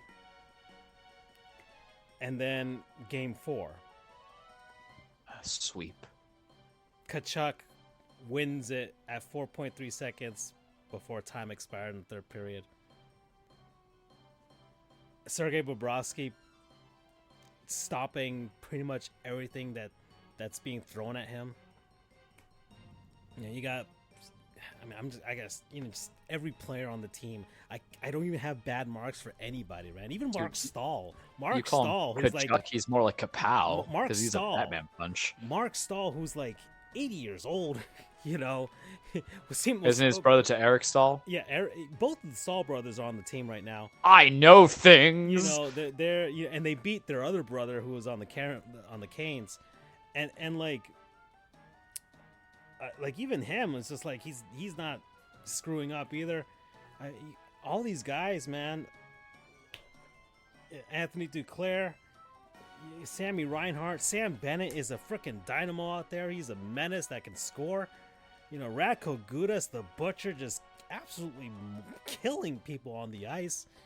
Sam Bennett had a fantastic hit in Game 4 that put a guy, I don't know if you saw it, Charles, just absolutely. I saw bits of it. Yeah, the guy was just laid out completely. And you don't see hits like that much in hockey anymore, but that was completely clean. And it's been amazing. It's been everything that I've seen this team from rock bottom, Charles. Just like tanking, less than 10,000 people in the stands. It looked like a Marlins game in a smaller building. Curtains on the upper deck. In your loyal one, because we were there 2 months ago. I covered the team in that time frame, like in an official capacity, and talk with people who work with the team, attend press conferences, all these other things, and just it's been a wild ride now. Fans have just suffered for a long time. This is I know the Marlins have it bad right now, and I still stand by the Marlins have it worse than the Oakland A's. I'm gonna tell you that much, because the A's, they have a fan base. Their owner hates them. Sucking for Nevada. Stadium. It doesn't matter where they get a stadium, the A's will be fine as long as they get one. The same thing for the Rays. The Rays will be fine. They just need a stadium. The Marlins have everything except what's on the field and a bad history. But anyways, that's a whole aside. The Panthers were worse because they had no history whatsoever. They just had one good run a long time ago. And I had been covering the team and just be like, man, it was like Uncle Rico. Mm-hmm. Thinking about 1982. You know, if Coach had just put me in, right? If the Panthers had just in 96, if they had just won the cup, right? Man, things would have been great. Things would have been just thinking back to 1996. How much do you think I could throw a football over those mountains, you know? Like that's how it felt for the fan base, the ones that were alive for then, you know, or that were not little kids as well. And lost generation of fans because they were so mediocre to awful. And now we finally have another year to talk about. That's a big thing. There's just something new to talk about. Something to actually look at and just feel like this team is legit. And it's been a good productive 2 years. I don't know how you view going from 1 seed to 8. I still think that's an absolute win. Yeah. Aside from being similar to another South Florida team, yeah. The whole purpose of it is that you're being consistent in the playoffs. And some people are trying to make the excuse, especially like Boston fans with like, oh, and you know what? I think you can look at both the Heat and the Panthers and be like, were they really 8 seeds in this? They were 8 seeds in statistically. In theory, yeah. But in spirit, they were not 8 seeds. You know what I mean? Yeah. Well, I mean, for the Heat, no one was healthy. But this is the Boston. Well, this is not the Boston. This is the hockey segment. Yeah. So we'll go from there. I mean, the Panthers also, they were missing Sam Bennett for a while, so he wasn't healthy.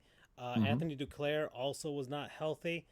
And they had they were kind of wishy-washy goaltending from Sergei Bobrovsky. Spencer Knight had to go on the NHL's personal rehab thing. Yeah. Because he's got some demons he's got to tackle. And then but the Panthers, that last couple weeks of the season, got healthy because we got Sam Bennett back, we got Anthony Duclair back, and we got one hot goaltender, and it was Alex Lyon. That we found this guy, brought him up from the minors, and fueled them into the playoffs. But playoff lights were too big for him, and then Sergei Bobrovsky turned into the man that we're paying $10 million a year for.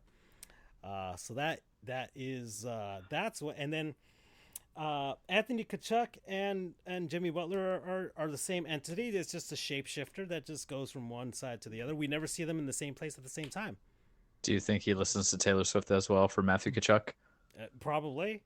Matty Tkachuk is a real one. I'll tell you that. Are you going to get his jersey? I feel like you should, but I can understand. I will, Charles, but we need the calamity to happen. Yeah, that's true. That's the explosion. That's the moment, Charles. We're waiting for it because Ganondorf took a while. It took like 100 years to come back. I don't know if we're at 100 years yet, Charles. We'll see. Maybe by next week. Maybe in 2 weeks we'll see. But we'll see. If not, if it doesn't happen, it doesn't happen. I had a good time, right? I'll stay sitting there waiting. Well, what are we playing with? House money. House money, and we forgot about it. And I want to talk about it. The concept of house money falls into a very simple mindset where you got nothing to lose, but you got all to lose. But what you lose is to hit you harder than anything else. But this run is so much, yeah. Honestly, this run, I'm more comfortable with this run than I was last season. Because last season had all the pressure, right? What did I tell you last night? I have never wanted to get swept more in a series if it was the NBA Finals. Yeah. It means something more here because when we look at who we beat, we're going to get demolished by Denver. This is me and my lack of being pragmatic as opposed to being a Heat fan. Objective, yeah. Yeah, we don't match up well. But everything else, truthfully, is the fact of you gave us the best and we took it. Yeah. And that was the thing going to Chuck, and we're still going to go on the NHL, but there's a highlight I want to speak about for a second where people were saying the best team didn't win. The person who was the best team in the series did something like that. No, the best team won.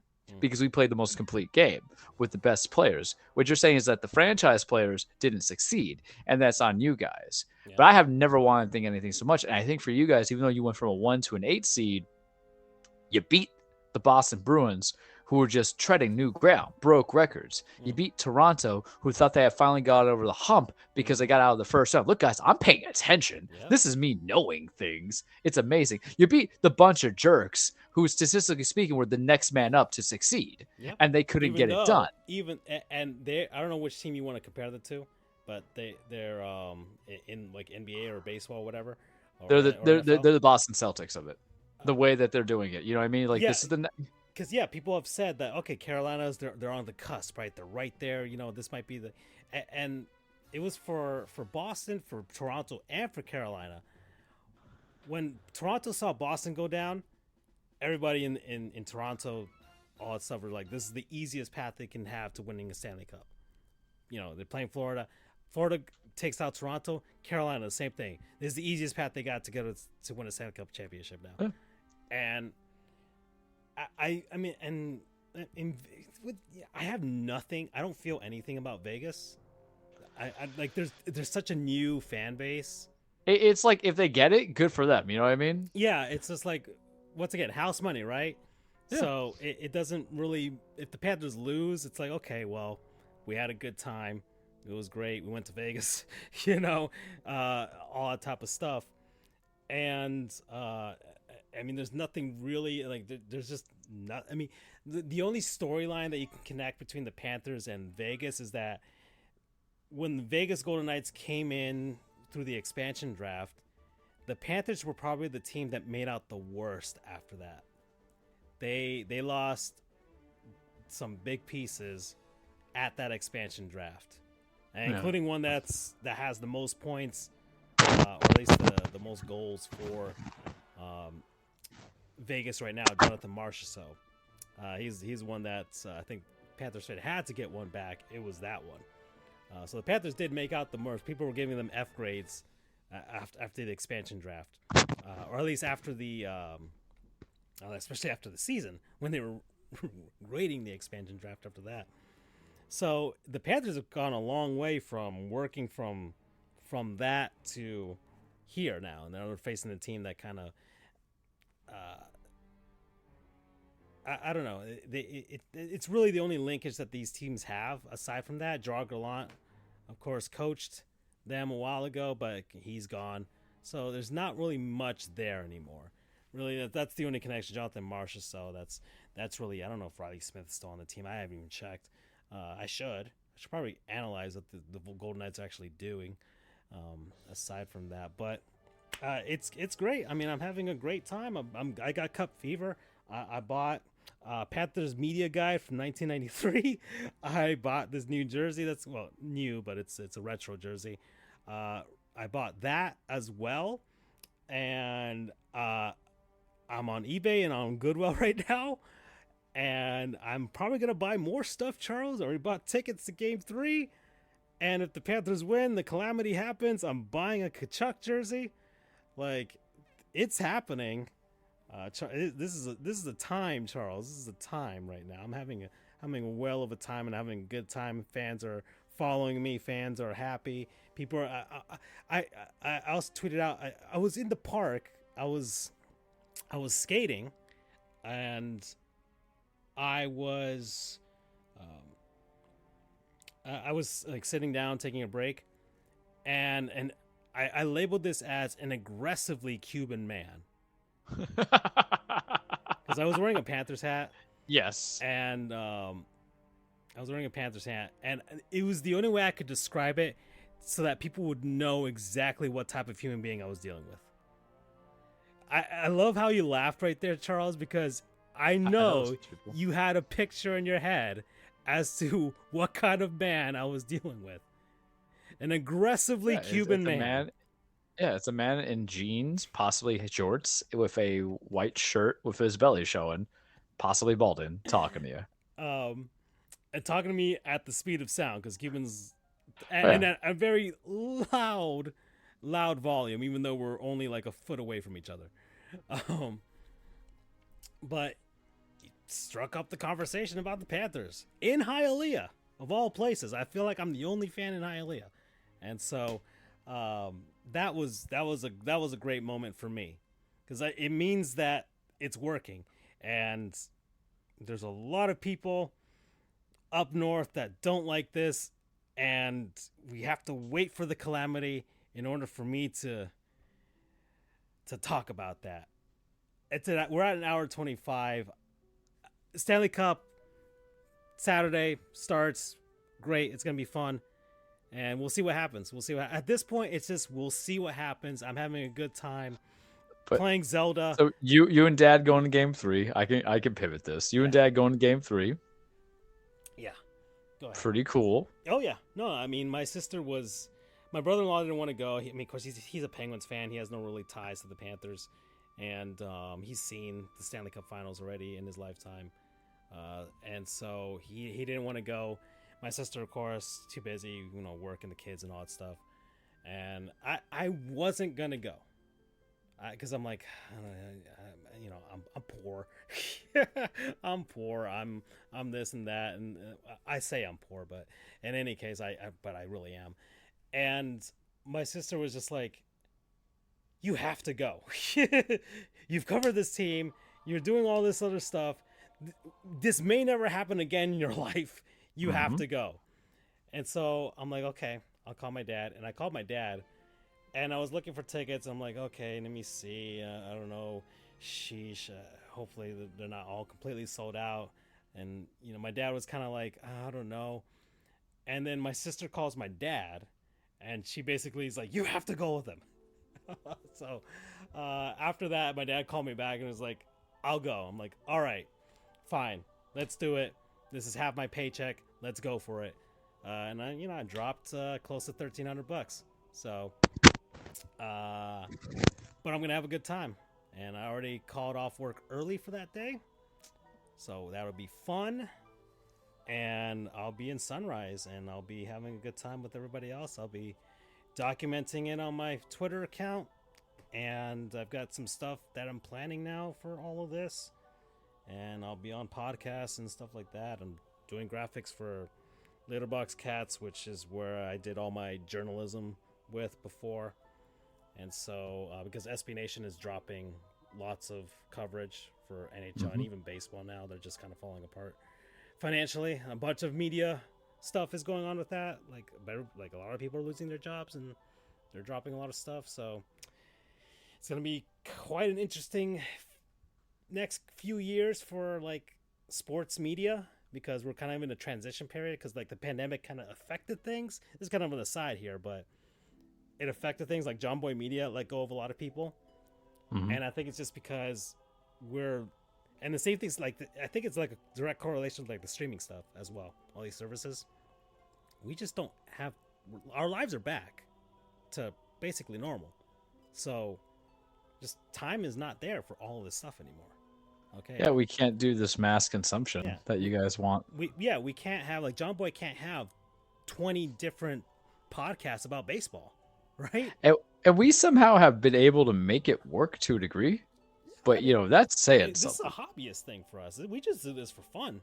We do this for fun. Whoever listens in. I retweet it on all my accounts in case whoever wants to listen in can listen in. But we do our own stuff on the side. Charles tweets about wrestling. I tweet about hockey and baseball. Andrew tweets about UCF. Like that's what we do. And then we talk about gaming, and that's it. And then, but like there's only so much time you have to listen to all of these things. I have a set amount of podcasts that I listen to for dumb stuff, for basketball, for hockey, and same thing on YouTube. I have I have the hockey guy, I listen for hockey. I have Andy Hoops, who I listen to basketball, and then I have the dumb stuff for all the dumb things that I watch. And then the same thing with the streaming services. I have Hulu, and I mooch off Netflix from my sister, and that's it. And then I just play on my PC and my Switch and whatever my retro consoles. But there's only so much time for stuff. In any case, that was an aside. Stanley Cup Finals, woohoo! We're at an hour 30 minutes, Charles. All right, back to the NBA. Ooh, let's go. We haven't even talked about guys like Jason Tatum and Yeah. Jaylen Brown and Derek White and Williams and all these guys on the Celtics May I shooting start with threes and they humble can't make it. pie? Joe Mazzulla, we haven't even talked about Joe Mazzulla, who's only 1 year younger than me. It doesn't hurt. Oh, it does. May I give some humble pie? Okay, let's do it. I'm gonna grab a banana real quick. You keep talking. I've said a lot of things, and I mean a lot of things. I come across as sometimes being the erratic one out of three of us, but there is some thought that is given. And one of the things I've learned, 33 going on 34, sooner than I like, but more understanding. And with age comes wisdom, and with age sometimes comes forgiveness, but we don't forgive anything. We right some wrongs, right, kids? And I have to dish out some humble pie. We haven't done humble pie in a minute. It's been a while. Because there's nothing that we should feel acknowledged about. But earlier this season, my love for the Heat and my pain for the Heat took a hard turn because of the fact that I saw us middling and I got frustrated. And my humble pie doesn't go to Bam.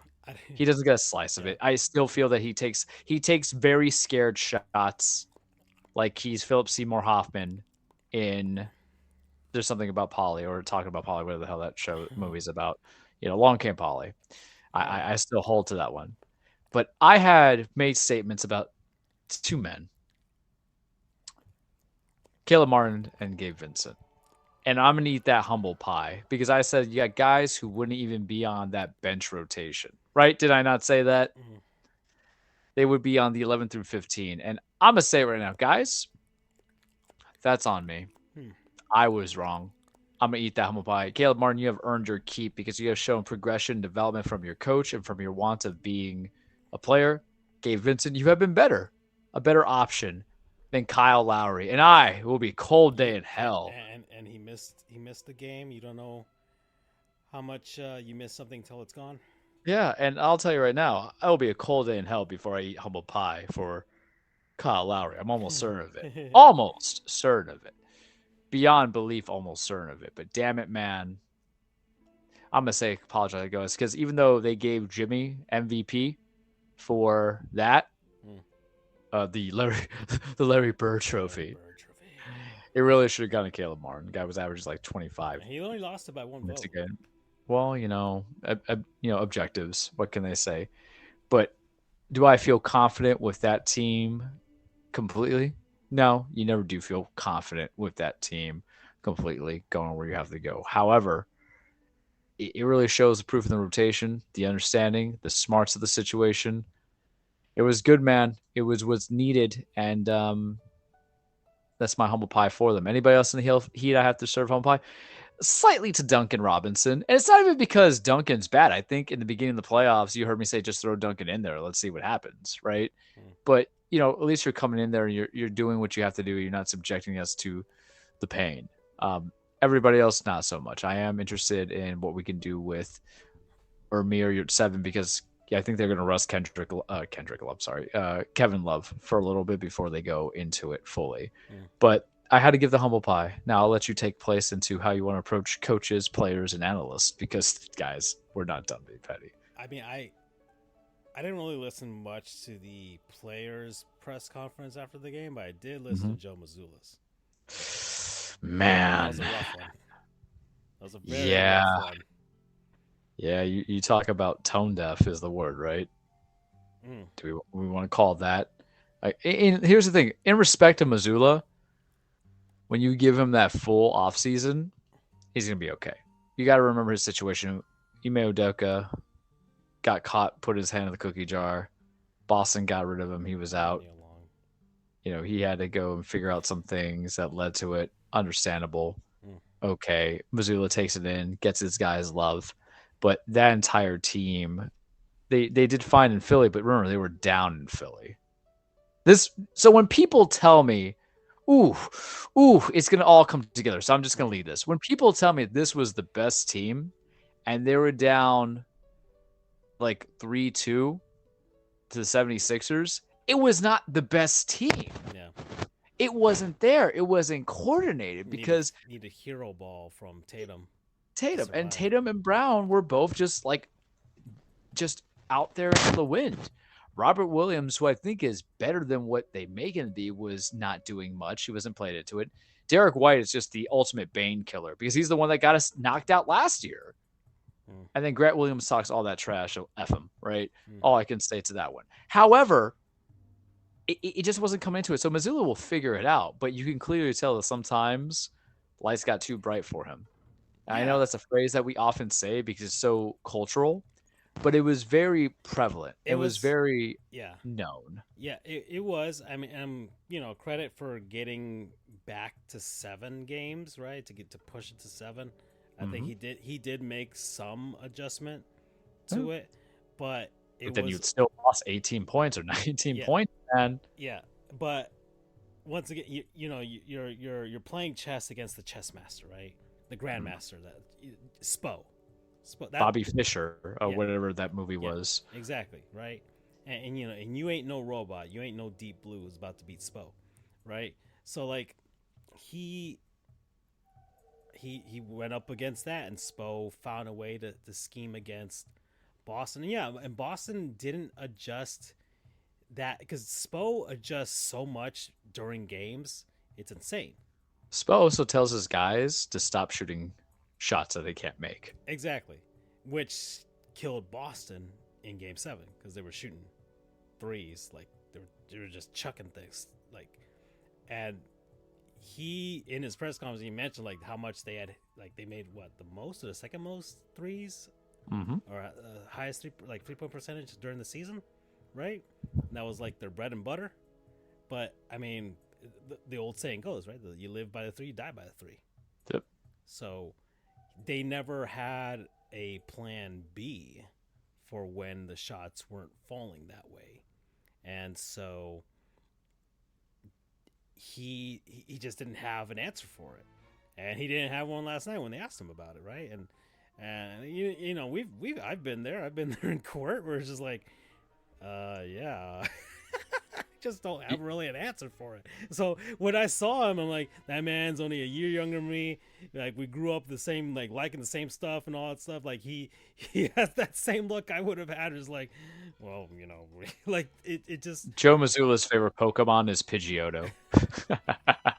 That's the age group. Yeah. So, it seemed like, the moment got to him. And you can't fault it. I honestly, because I can't say, because people are like, is he the right man for the job? Like, I can't say that. I can't say like he deserves to be fired because he comes into this situation. It's not easy. Whoever is calling this man to be fired is an idiot. I'm going to be the first person to tell you that. Boston. So, in any case, no, he's. If the Celtics want to be patient and actually develop a guy to be the coach, and this is Brad Stevens' guy, of all the guys that he could pick after the Udoka thing, right? Mm-hmm. Then you have to give him at least a couple more seasons to work this out, right? The Jaylen Brown situation, I mean, we'll see what he wants, right? That's up to Brad Stevens to figure out to begin with. Yeah, exactly. Can he swing him for other pieces? Can he fit? Because once again, because this is also Brad Stevens' first shot at actual GM management of a team. And he did an excellent job. He did the Larry Bird transition. Yeah, former player, coach, GM. It was perfect. They traded for Malcolm Brogdon. They kept Derek White on a good deal. They had to figure out if they want bum ass Grant Williams, who poked the bear. And Jimmy, and he had to deal with both. He had a big decision to let go of Udoka and then keep to Missoula. And that's the thing about basketball. Sometimes you can let your players control the team and let your coach come back up to it. But sometimes you have to kind of step down to it. But Boston is a very neat, and now this is where I come in. Sorry, I have to do the shit talk. It's coming. Boston is such a neat. There's 2 sports organizations that are so knee-jerk, and ironically, none of them are New York. It surprises me, right? Because, you don't hear even though I call for Boone's firing every week, it ain't happening. They're actually, preaching patience. Tom Thibodeau is still coach of the Knicks, preaching patience. Rangers, I don't know who their coach is. I just know Tortorella had it for a long time, preaching patience. The New York Rangers. isn't like Oh, don't they have runner up? It was Gallant Yeah, this past season, but now he's been let go. yeah, that was like 3 seasons, But right? NHL's weird. NHL has like, I think Treat has made the joke, and also the hockey guys. It's like there's only like 30 guys, and they recycle those 30 guys, and it's just Yeah. go from one team to the other. And maybe every like 5 to 10 years, you get one new guy, and then that's the coaching carousel in the NHL. There's just a lot of repetition. It's kind of like basketball to begin with, but Boston and LA are the two knee-jerk reactions, and it's not surprising that Boston and LA were the ones who had subsequently gotten rid of a lot of their dudes, because prior to Darvin Ham was Frank Vogel. Frank Vogel got you a championship. Yeah. Couldn't manage a roster that was hamstrung in cap activity, like cap hell. Yeah. But somehow it was not Mitch Kupchak's fault, or whatever. Being healthy for more than 2 games, Yeah. And then you like the only team itself, like it's tough for me to say that the Los Angeles Rams and the LA Chargers are part of that group yet. So I'm going to divide them away. For a second, they're too new in the absorption, because you got to remember the San Diego Chargers and they were the St. Louis Rams for a long period of time, and they kept their guys. Granted, they could have had other people put in there, but the Dodgers were the only ones who were loyal to Dave Roberts. But there's how many Lakers coaches have there been through? A lot before they even got there. You had Darvin Ham, you had Frank Vogel, Mike Brown was there at some point, Mike D'Antoni was there at some point. Then you had some people that was in the in-between where it wasn't working. Everybody's always going back to, we need Phil. Yeah, sure you do, Phil. Phil wouldn't be able to catch up to the speed of this game. He would be talking about triangle offenses where the new generation is about the big centers and the big power forwards shooting a 3. It wouldn't work, guys. You're not going to get 10 feet into the paint. And then Boston is the other kind of market that always quick to hire and fire. Belichick doesn't count. Technically, you're New England, but it doesn't count. But look how quickly Red Sox. They had Cora. Cora gets caught for stealing and doesn't get banned for life because Rob Manfred's a punk ass. There's worse words I was going to use, but that's an insult to those anatomical parts to mention that. So they go with Homeboy, whose name I already forgot, but then they go back to Alex Cora. But even prior to Alex Cora, they had that one season Bobby Valentine. Yeah. And then he was out. And then with Boston, they had Doc. Doc was out. They go to Brad. There was questions about Brad itself because they felt that Brad was too small on the spectrum coming from Butler. And then they had to deal with the Isaiah Thomas situation. And then you go to Ime, and then you go to Missoula. And then they wanted Ime, and then Missoula wasn't acting out and going from there. So they're very tough on it. Yeah, and even in hockey, the Bruins have kind of cycled through guys.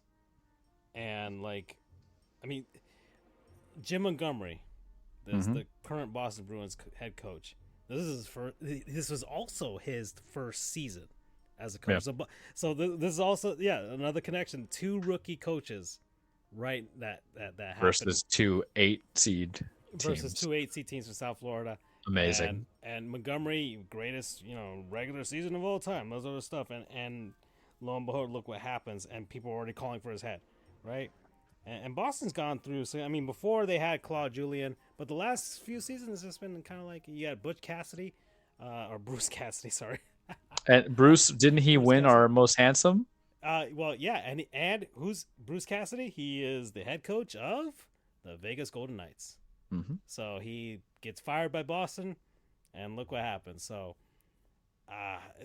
it might have been a little knee-jerk, right, for the Bruins. It goes back to what you're talking about. You don't let coaches marinate. Yeah, and that's kind of why I can't. I'm not calling for Missoula firing. You got this guy. You got this out of a first-year coach who, with a team that has actual expectations. Yeah, and, fantastic. That went up against a grandmaster in coaching. So any other situation, if I'm trying to think of what other team. Let's see. I think Missoula would have beaten Tom Thibodeau if it was for as much as that would be laughable. Look, he led to Doc Rivers firing. I think that's important because we always with Doc Rivers, we talk shit about him, but he's a good coach. I'm just saying he's not a very good coach. Doc Rivers, he's a good enough coach, but not good enough. He's good enough for the regular season, but not good enough for the playoffs. Just chokes a lot of time. But Missoula was already better than him. And I'd say Missoula would probably have beaten Thibodeau and the Knicks, and he might have held his ground against Budenholzer in the Bucks, right? Mm-hmm. And Nick Nurse just got hired by the Sixers. Oh man! So we'll see how that works. But yeah, and so hey, he's gonna stay. They're not firing him. No, People are of gonna course not. talk. Stevens would be dumb if to fire him now. Just let him go. He's not So going that to. was the only thing that stuck out to me. I didn't really listen to the players and stuff, but I'm going to pinpoint on the players, just more or less, I think, because Jason Tatum, I feel, travels. Just to let you know. That's fine. Jason Tatum, just travels so much, and then Jaylen Brown's going for the big contract extension, but no one's good. But now we're going to go to the part of it, because we could talk about the players. Let's go to the real part of it. I swear to Christ, if I have to hear one more goddamn time about, but his ankle went down in the first play. Do you not know that Jimmy's been playing on a busted ankle for 2-3 playoff series? Did anyone walking with it with like no bandage or anything on it? Did Tatum rough. Exactly? Did Tatum not be? And he was grimacing last night. Did Tatum not know how to do the proper pick and rolls, or not travel all the time, not go to the basket and get the fouls, or pass the ball along? And then Jaylen Brown just on the turnovers. He had 8 turnovers coming into it. Gabe Vincent rolled his ankle. Yeah, I'm like, what do you want? Tyler Hero has a broken hand. The rest of that game too in game 4. And I just think it's pathetic how we're going to hear that, Tyler Hero broke his hand. That's all we hear about the Heat team. I'm like, that was a legitimate injury. Yeah. And Oladipo's out too. Yeah, but a rolled ankle is terrible. Yeah, it hurts. Terrible. It is bad. Yeah. No one's saying that Tatum. This is not a personal attack on Jason Tatum. This is a personal attack on the fan base, and not just accept the fact that they lost. Anybody who's rolling an ankle is it's not enjoyable at all. Yeah, but it just goes also back to the whole thing about people not, because we're getting to Greenberg. This is the road that we're getting to, where it comes back to, like, y'all want to wear your rose-colored glasses, and when you hear the gunshots in the background outside of your room, of your home, you're putting on the sound-blocking earmuffs, and you're not calling the cops. It was not there at all that they were the best team in the series. When we went 4-1 on Milwaukee, 6 on the Knicks, and you guys had, I don't even remember who your first round was because I didn't watch Boston play. Then you had to come back down 3-2 to Philly. Y'all were always playing behind. We were always playing ahead.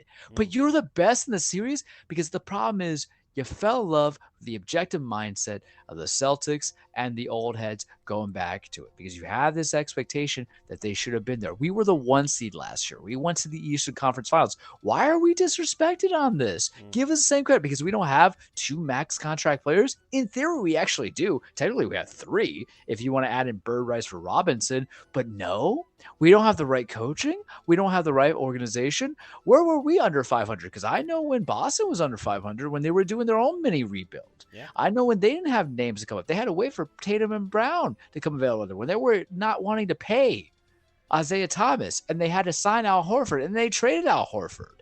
And they did all these things. What's this disrespect that comes into it? Do you not like us? Is Miami not a big market? We now have all of South Florida proliferating with the up and ups. But with the Panthers, possibly the Dolphins are not my team, but I'll claim South Florida for a second. And the Miami Heat, which has been to objectively the most finals since 2013. If you look at the stats, or 2012, go for the numbers. I don't have to go from there. That did it with different players, with different stars, that had the LeBrons, that did it before the LeBrons, that have done it after the LeBrons. With the same coach. What is your problem? Because you needed to be Boston? Y'all bitch about so much about eras. Y'all bitch so much about dynasties. Y'all bitch about not having a new blood. But when we give you legitimate new blood, you hate us.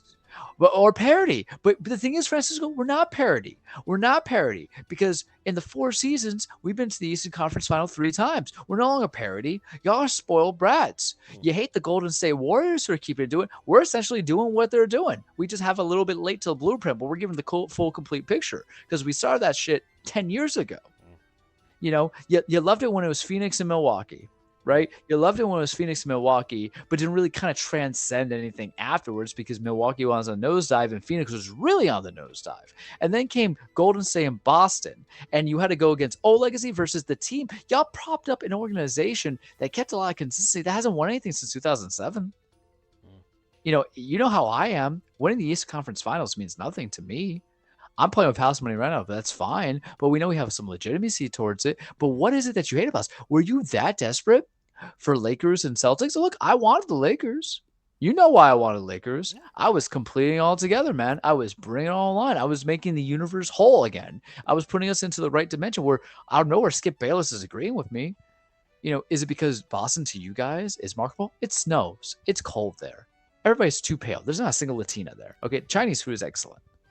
But even though I love Peter Parker, I'm not crazy about redheads 24/7.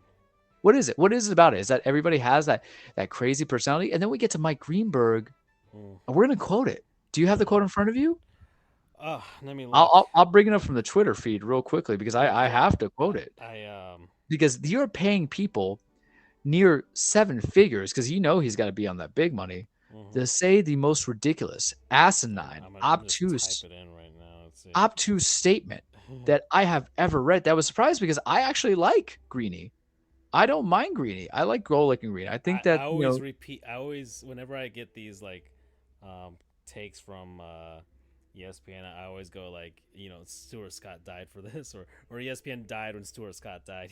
Yeah. Well, but that's the whole thing, though, is that you believe what you committed the biggest. I got it. I'm ready for it. You believed the biggest sin that attorneys try to avoid. You know what attorneys try to avoid, everybody? I'm going to give you free legal advice. I'm going to give you free experience advice, free educational advice that they don't teach you in law school, but you figure out the moment you pass the bar, you deal with one client. If you believe what you want the evidence to believe, you forget everything else. And that's what these clowns did. From Barry Jackson, we love you, Barry Jackson. ESPN Mike Greenberg, I will go to my grave saying Boston's a superior team, but they didn't play like it. I will never again say the team with the best players win in baseball. It's no longer true. No one will ever be able to say the Celtics didn't have the best players. But that's your way of not just saying objectively that the Heat was better played, better man, better coach, better from there. When truthful, what you're saying is they shouldn't have lost. They shouldn't have lost. But shouldn't they have lost? The litmus test of the entire season was everybody was injured. Plain and simple. But you get that, and everything comes to the machinations where people are going to ride on their horses and their pitchforks and their torches of the hive minds, or not the Charles's hive minds, go on and saying that, they weren't the better team. If you lose to that team, you are the worst team, and that team that beat you is the better team. No bones about it. That's why you get 7 games out of it. Objectively speaking, the New England Patriots were the best team when they went undefeated, and they didn't win the Super Bowl, but they could arguably still be the best team of that sport, right? 1 game, sure. If you really want to quantify it like that and minimalize it like that and make it like that. But if a best of 7 series, you have 7 opportunities to show your worth. And not only did you lose game 7, you lost by 19. That was dead as a doornail halfway through the 3rd quarter. And you should have lost on the Derek White shit, but on game 6, for whatever reason, they go from 3 seconds, even though it was 2-1 higher or 2-1 prior, and they never got the explanation out of it. So what is it? Because the Greenberg stuff we expand on, because that's everybody else. Because then it's Tatum's hurt. Oh, he's doing this. Oh, they're doing that. One thing, Robert Williams now had the flu. He was throwing up in between takes. I'm like, come the fuck. Then you don't play Robert Williams, right? Plain and simple. That's the coaching thing. If this guy has a broken ankle, you don't play the broken ankle, right? We look. What did Spo do in Game 7? He looked at everything and said, "All right, there's Kevin Love, okay, and okay, there's Cody Zeller and his balding ass. We're gonna put Hayward Highsmith in, and he's gonna be the 5, or he's gonna alternate between the 4 or 5. You made the hard decisions, and you got the hard results." Yep. And it is ridiculous because, Greeny came up because I'm like, all right, because what you're saying is, even though I think you're the best players and I don't believe you should have won, I'm still not in agreement with it.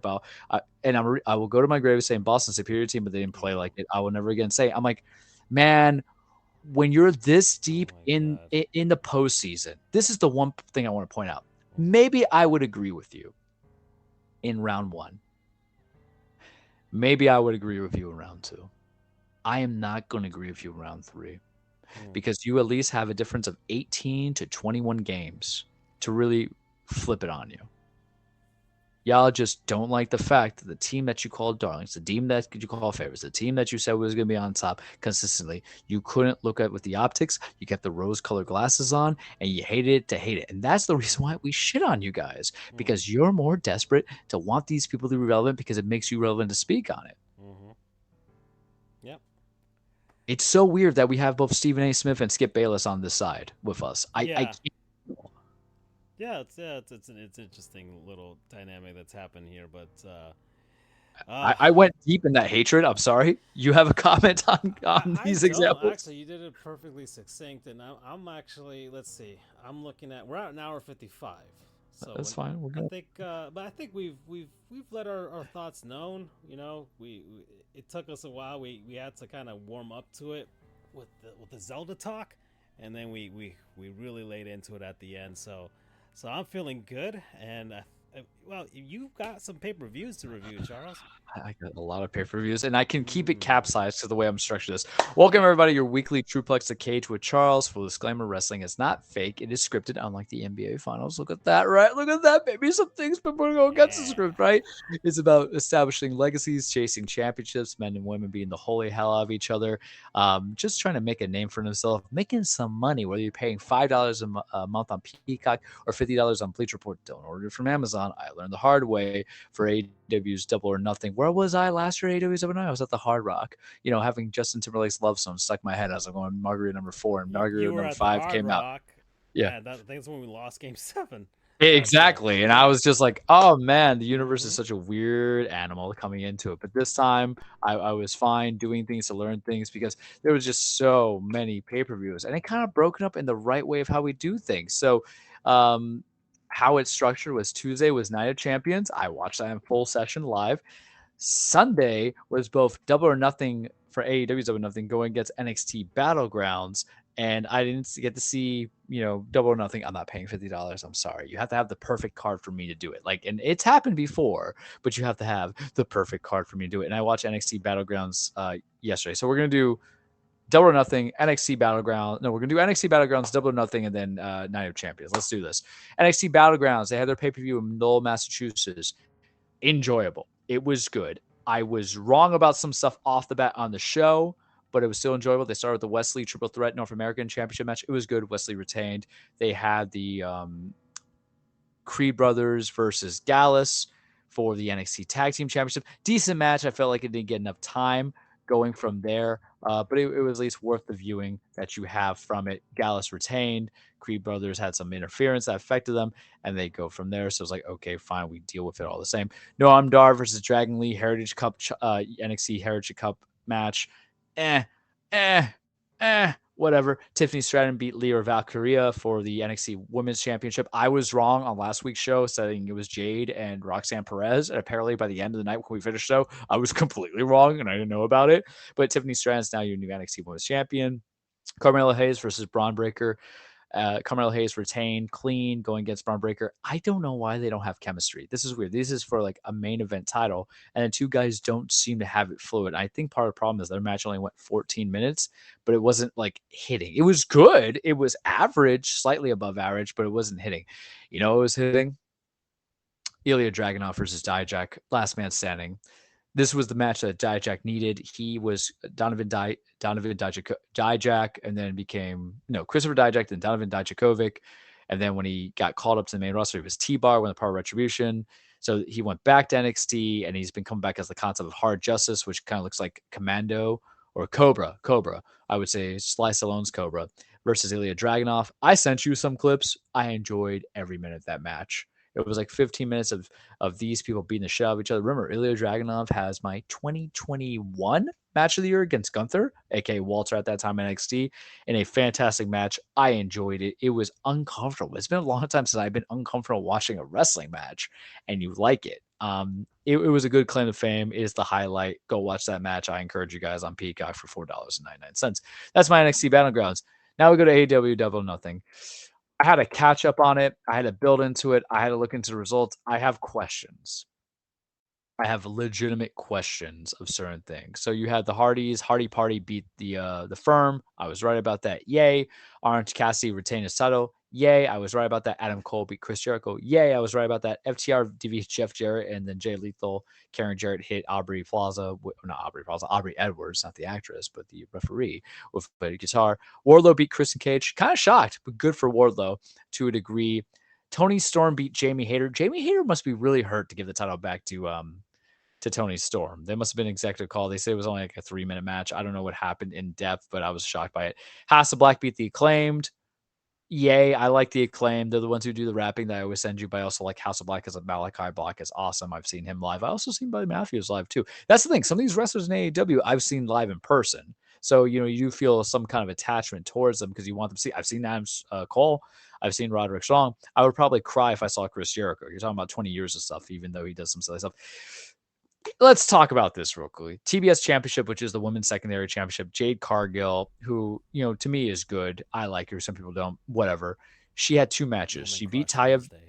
Women's crush. Man, she could crush us, right? She's actually married to Brandon Phillips, who is she's from Vero Beach, but she's also married to Brandon Phillips, who I think is a former Brave or Diamondback. It's Brandon something. Mine, Brandon Phillips. Brandon Phillips? The second baseman?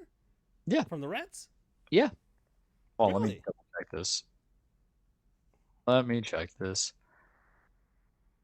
Brandon Phillips. Let me see. Reds. Personal life. Yeah, because he's with Jay Cargill. Crap, really? Yeah. Like it is a sports show. It's all brought together. Good on him. That's all I'm saying. Like dude, your ball play is one thing, but your pool game is a 10. So here's my problem. Jade has been undefeated for 500 days. She has defended that title 60 times because she would defend it on Rampage, Dynamite, pay-per-views.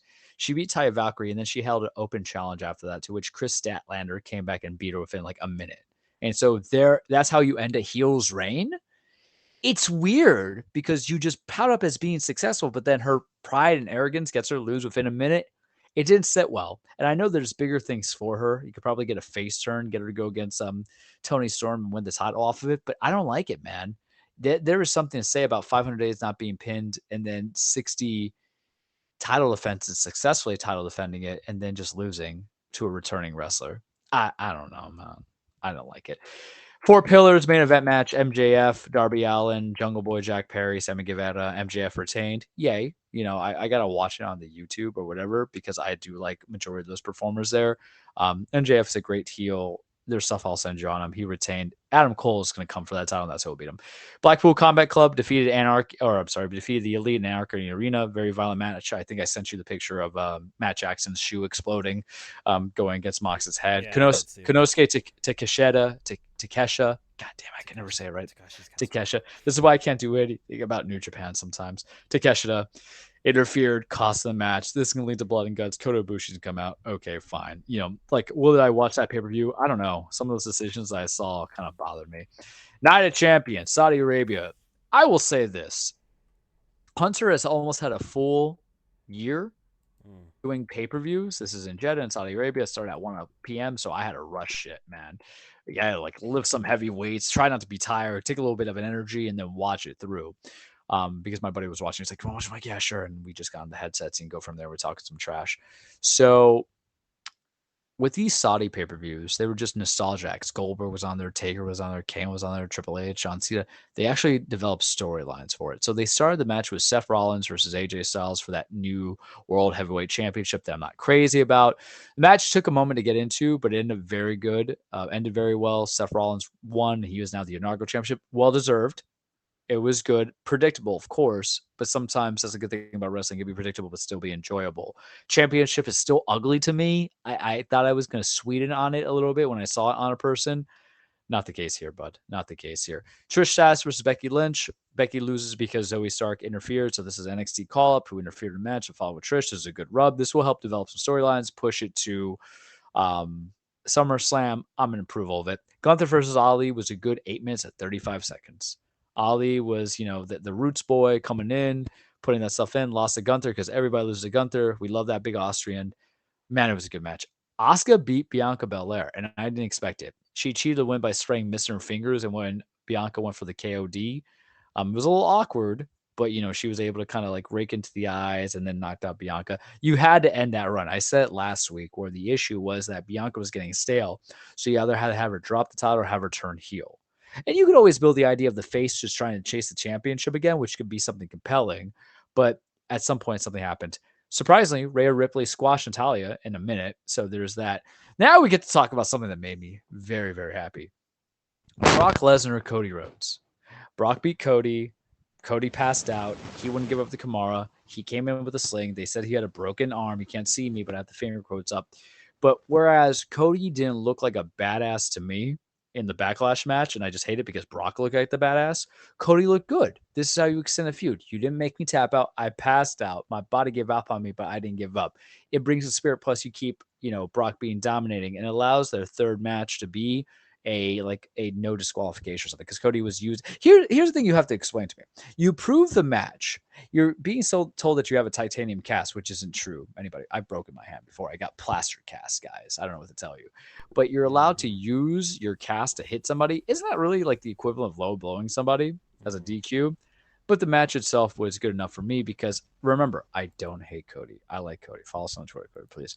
I hate how they booked it since he came back. Beating Seth was one thing, but coming back from the pack, win the Royal Rumble, being that he outlasted 29 of the men, which he didn't. He outlasted like 5 because he came in number 30. Losing to Roman was the wrong call. I told you Cody should have won. It was what I was predicted. I was accepting it was okay. And for whatever fucking reason, sorry, I had to curse on that one. Vince, because it's a Vince move, is going to delay it. It's always Vince. It's always Vince. It's always Vince. I hate that man so damn much. So much. But we'll just see where it takes us. But that feud is going to be continued. Brock looks engaged, and that's saying something. Now let's talk about pure cinema. Martin Scorsese. Yeah, you sent me the images. Denise Villeneuve, Brian De Palma, all these have called and helped out Hunter Hearst Helmsley, Paul Levesque in developing the storyline and the bloodline. You had the best screenwriters, Paul Nervous, doing this stuff. Quentin Tarantino had some cameos in this stuff for the Sami Zayn stuff. If I had to assign Quentin Tarantino doing something, man, it would have been when Sami was part of the bloodline. I'm just saying. It was a tag match. Kevin Owens and Sami Zayn defending against the Bloodline. They're undisputed tag titles of Roman Reigns, Solo Sikoa. Sami comes out in the garb. I don't know its full name, so please forgive me for my ignorance. But the full garb, because Sami's a Muslim, and that's why I know he ain't fucking losing. And then he started talking in Arabic because remember he was from Sami is a Muslim by way of Canada. Please, Sami, if you follow me on Twitter, correct me if I'm wrong. I'll take it. I'll be anytime to learn about you, dude. I'll take it any second way. I love you. I'm gonna donate to Sami for cereal one day. I promise. $20 ain't gonna kill me. But he's literally talking Arabic for them. Everybody's all smiles. You don't have someone lose like that, babyface wise. And the match is very good. Went for like 26 minutes. It was excellent. I was enjoying it. But let's talk about the cinema, because that's what we're really here for. Francisco, the bloodline is crumbling because Roman had been getting to heads of Jimmy and Jey Uso. Those are the ones who betted for the tag team championships. They wanted the tag team championships. Is everything that they were about. And then Roman's like, I'm gonna win this. I'll name my father and my uncle, Alpha and Sika, the Wild Samoans. We're gonna do this for them. We're doing it with Solo with me. They interfered. They tried to help out. They went to super kick Sami. Sami ducked. It hit Solo. Roman saw this. Like, what the hell are you guys doing? I told y'all day one ain't around anymore, because that's what the Usos were called, so day one-ish. And then he kept abusing Jey, and he pushed Jey, and Jimmy just lost it, because on SmackDown before, he was looking at the tag titles like, ooh, I want this, because, Jimmy at the end of the day is a predator in that sense, where he's going to get what he wants. And then Jimmy just super kicks Roman. And you're like, oh my God, it wasn't even unprovoked. All Roman really did was push Jey a couple times in the face, but Jimmy's like, hell to the nah, we doing this right now. And he just pushed him and go from there. And he super kicked him. And then you look at him, and Jay's like, what did you do? You got to be better than this. And Jimmy's just getting that months and months and months. Because remember, when Jimmy came back, his whole role was nobody's bitch. They even made a shirt about it. But then he got caught with the DUI. So they probably simmered that down a little bit for a long time. And it's just good storytelling. I'll tell you in a second why, but I'll finish the thought process. And then Jimmy's going to Jay's like, I'm doing what you should have done months ago. I got you. And he pushes him away, and then he super kicks Roman again. Solo eats the pin. 1, 2, 3. And there's Sami Zayn overlooking Roman. See the end of Bloodline. It couldn't have been booked more perfectly. And let me tell you something. Whether or not Roman needed to have the titles on him is debatable. He didn't, in my opinion, but still. Roman's fear is losing. No one's pinned Roman. Roman's big fear is just losing, not having it happen to him. And now it's just the end of the bloodline coming into it. And Jimmy's going like, Jey, we got to go. We just did something. We got to go. We're going to get murdered. And Jay's like, Joe. He's calling Roman by his real name, Joe. He's like worrying to him like, the whole conflicted, because Jay is the Stockholm syndrome. He's the Snow White going with the Beast, who's just keeping you in there. And then Jimmy's Gastoning the shit out of everything. And I love it. Coming into it, because we love Jimmy, because Jimmy's whole story, to bring it all back, was about being nobody's bitch. So how the bloodline started was Roman won the title, And then Jay won the number one contendership. And the whole thing was, remember, they had an I Quit match at a Night of Champions pay-per-view, or Clash of Champions pay-per-view. No, it was in Hell in a Cell they did the I Quit match, but they had 2 pay-per-view matches. And the only way that Jay was able to say I quit is because Jimmy came in begging Jay to do so. And Jay at that time legitimately had a real knee injury. So what Roman did was choke out Jimmy in front of Jay, and that's what made Jay say I quit. So, Jimmy's got the receipts, as the kids say. So what I have liked is, at some point it all comes back, but now it's Jimmy's turn. Now it's Jimmy's story with Roman. You had a little bit of the Jay stuff, but Money in the Bank is in July, because they're not going to have a June pay-per-view because it's so close pay-per-views in May. I'm all for Jimmy versus Roman. I'm all for it being for the titles, the WWE Undisputed Universal Championship, whatever the hell to call it, because he doesn't have to win. You know what I mean? But you can build it and you can further it and you can have something happen, because now it's just Jimmy and Roman's time. Because the thing is, the Usos by nature have always felt like faces. And when I would send you stuff with the Bloodline, the way that Jimmy and Sam would interact would make Jimmy feel like a face, a good guy, a guy that you want to be around with. And it's just so compelling because it's going to break off at some point. With this new World Heavyweight Championship, I don't need Roman to defend those championships just yet. I would like him just to get it to Cody to get it done with. You know what I mean?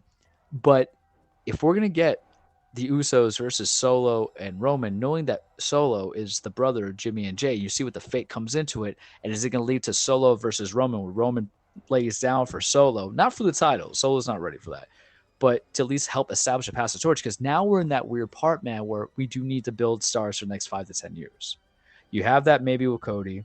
You do. You really do. I'm not going to lie about it. You have it with Cody, who's like 36. You have it with Gunther. I love that man. He's that also is 36 as well. Solo is like 30, I think. So you can build over, because, Roman's going to go to a part-time schedule. He's already at a part-time schedule. And here's the thing about the Roman, the part-time schedule. But are you not entertained when he does show up? That's what matters. It's the same thing with Brock. They might be part-timers, but are you not happy that they're back? If the answer is yes, shut up, right? Plain and simple. But you have to build up, because Roman's 38, 37, Drew's 38, 37. AJ's 45. He ain't got much time. Randy Orton might come around. Seth is 37. I think his birthday was the other day. You can go very long in wrestling, but you never know, right? So you have to figure out what the mid-25s, the 30s. So you have to look at the Austin Theories. You have to see how those guys come out. You have to go and see who you can develop, build on all levels of the card. Yeah, well, it's not necessarily the next generation, because they're here. You have to view it as the next level of the card. Lower card, mid card, top card, right? Plain and simple. Wrestling has now refreshingly a lot of longevity. Hogan and Flair were doing it for so long that we were gaslighted by it. But, WWE, they don't have to do it if they don't want to do it. They might want to do it. But Seth and Roman have been on the main roster for 11, 12 years. What else have they done if they're not invested to do new characters? Seth is filming for the new Captain America movie. Roman's done some movies. They both have Hollywood appeals about them. They're going to make more money. Why not? Why would I not go do Hollywood stuff instead of breaking my body down? Cena's basically out. I don't know who he's going to lay down for completely. I do think it will be Cody, to be very honest with you. And this compelling storyline is going to be Cena comes back to try to break the Ric Flair world record. And then Cody is the representation of, Dusty and everything like that. I would get behind that 100%. But overall, Night Champion's very good, near excellent. Double or Nothing, I'll YouTube a couple matches and let you know how it goes. Full. I've seen some highlights. Twitter's a beautiful thing sometimes. Battlegrounds, enjoyable. Nothing really stood out except for the last man standing match, but it was a good peak of wrestling. And now we're going to go into downtime. I'll be able to really focus on certain things and critiques, but we're going to give you some mindsets. And also there's Collision that's happening June 17th, where it's expected CM Punk's going to come back. So maybe I'll be more AEW geared. But that's all I got for you in a very kind of abbreviated but long cage. Okay. All right. Well, yeah, that's it. Bye, everybody. We're done. Take care.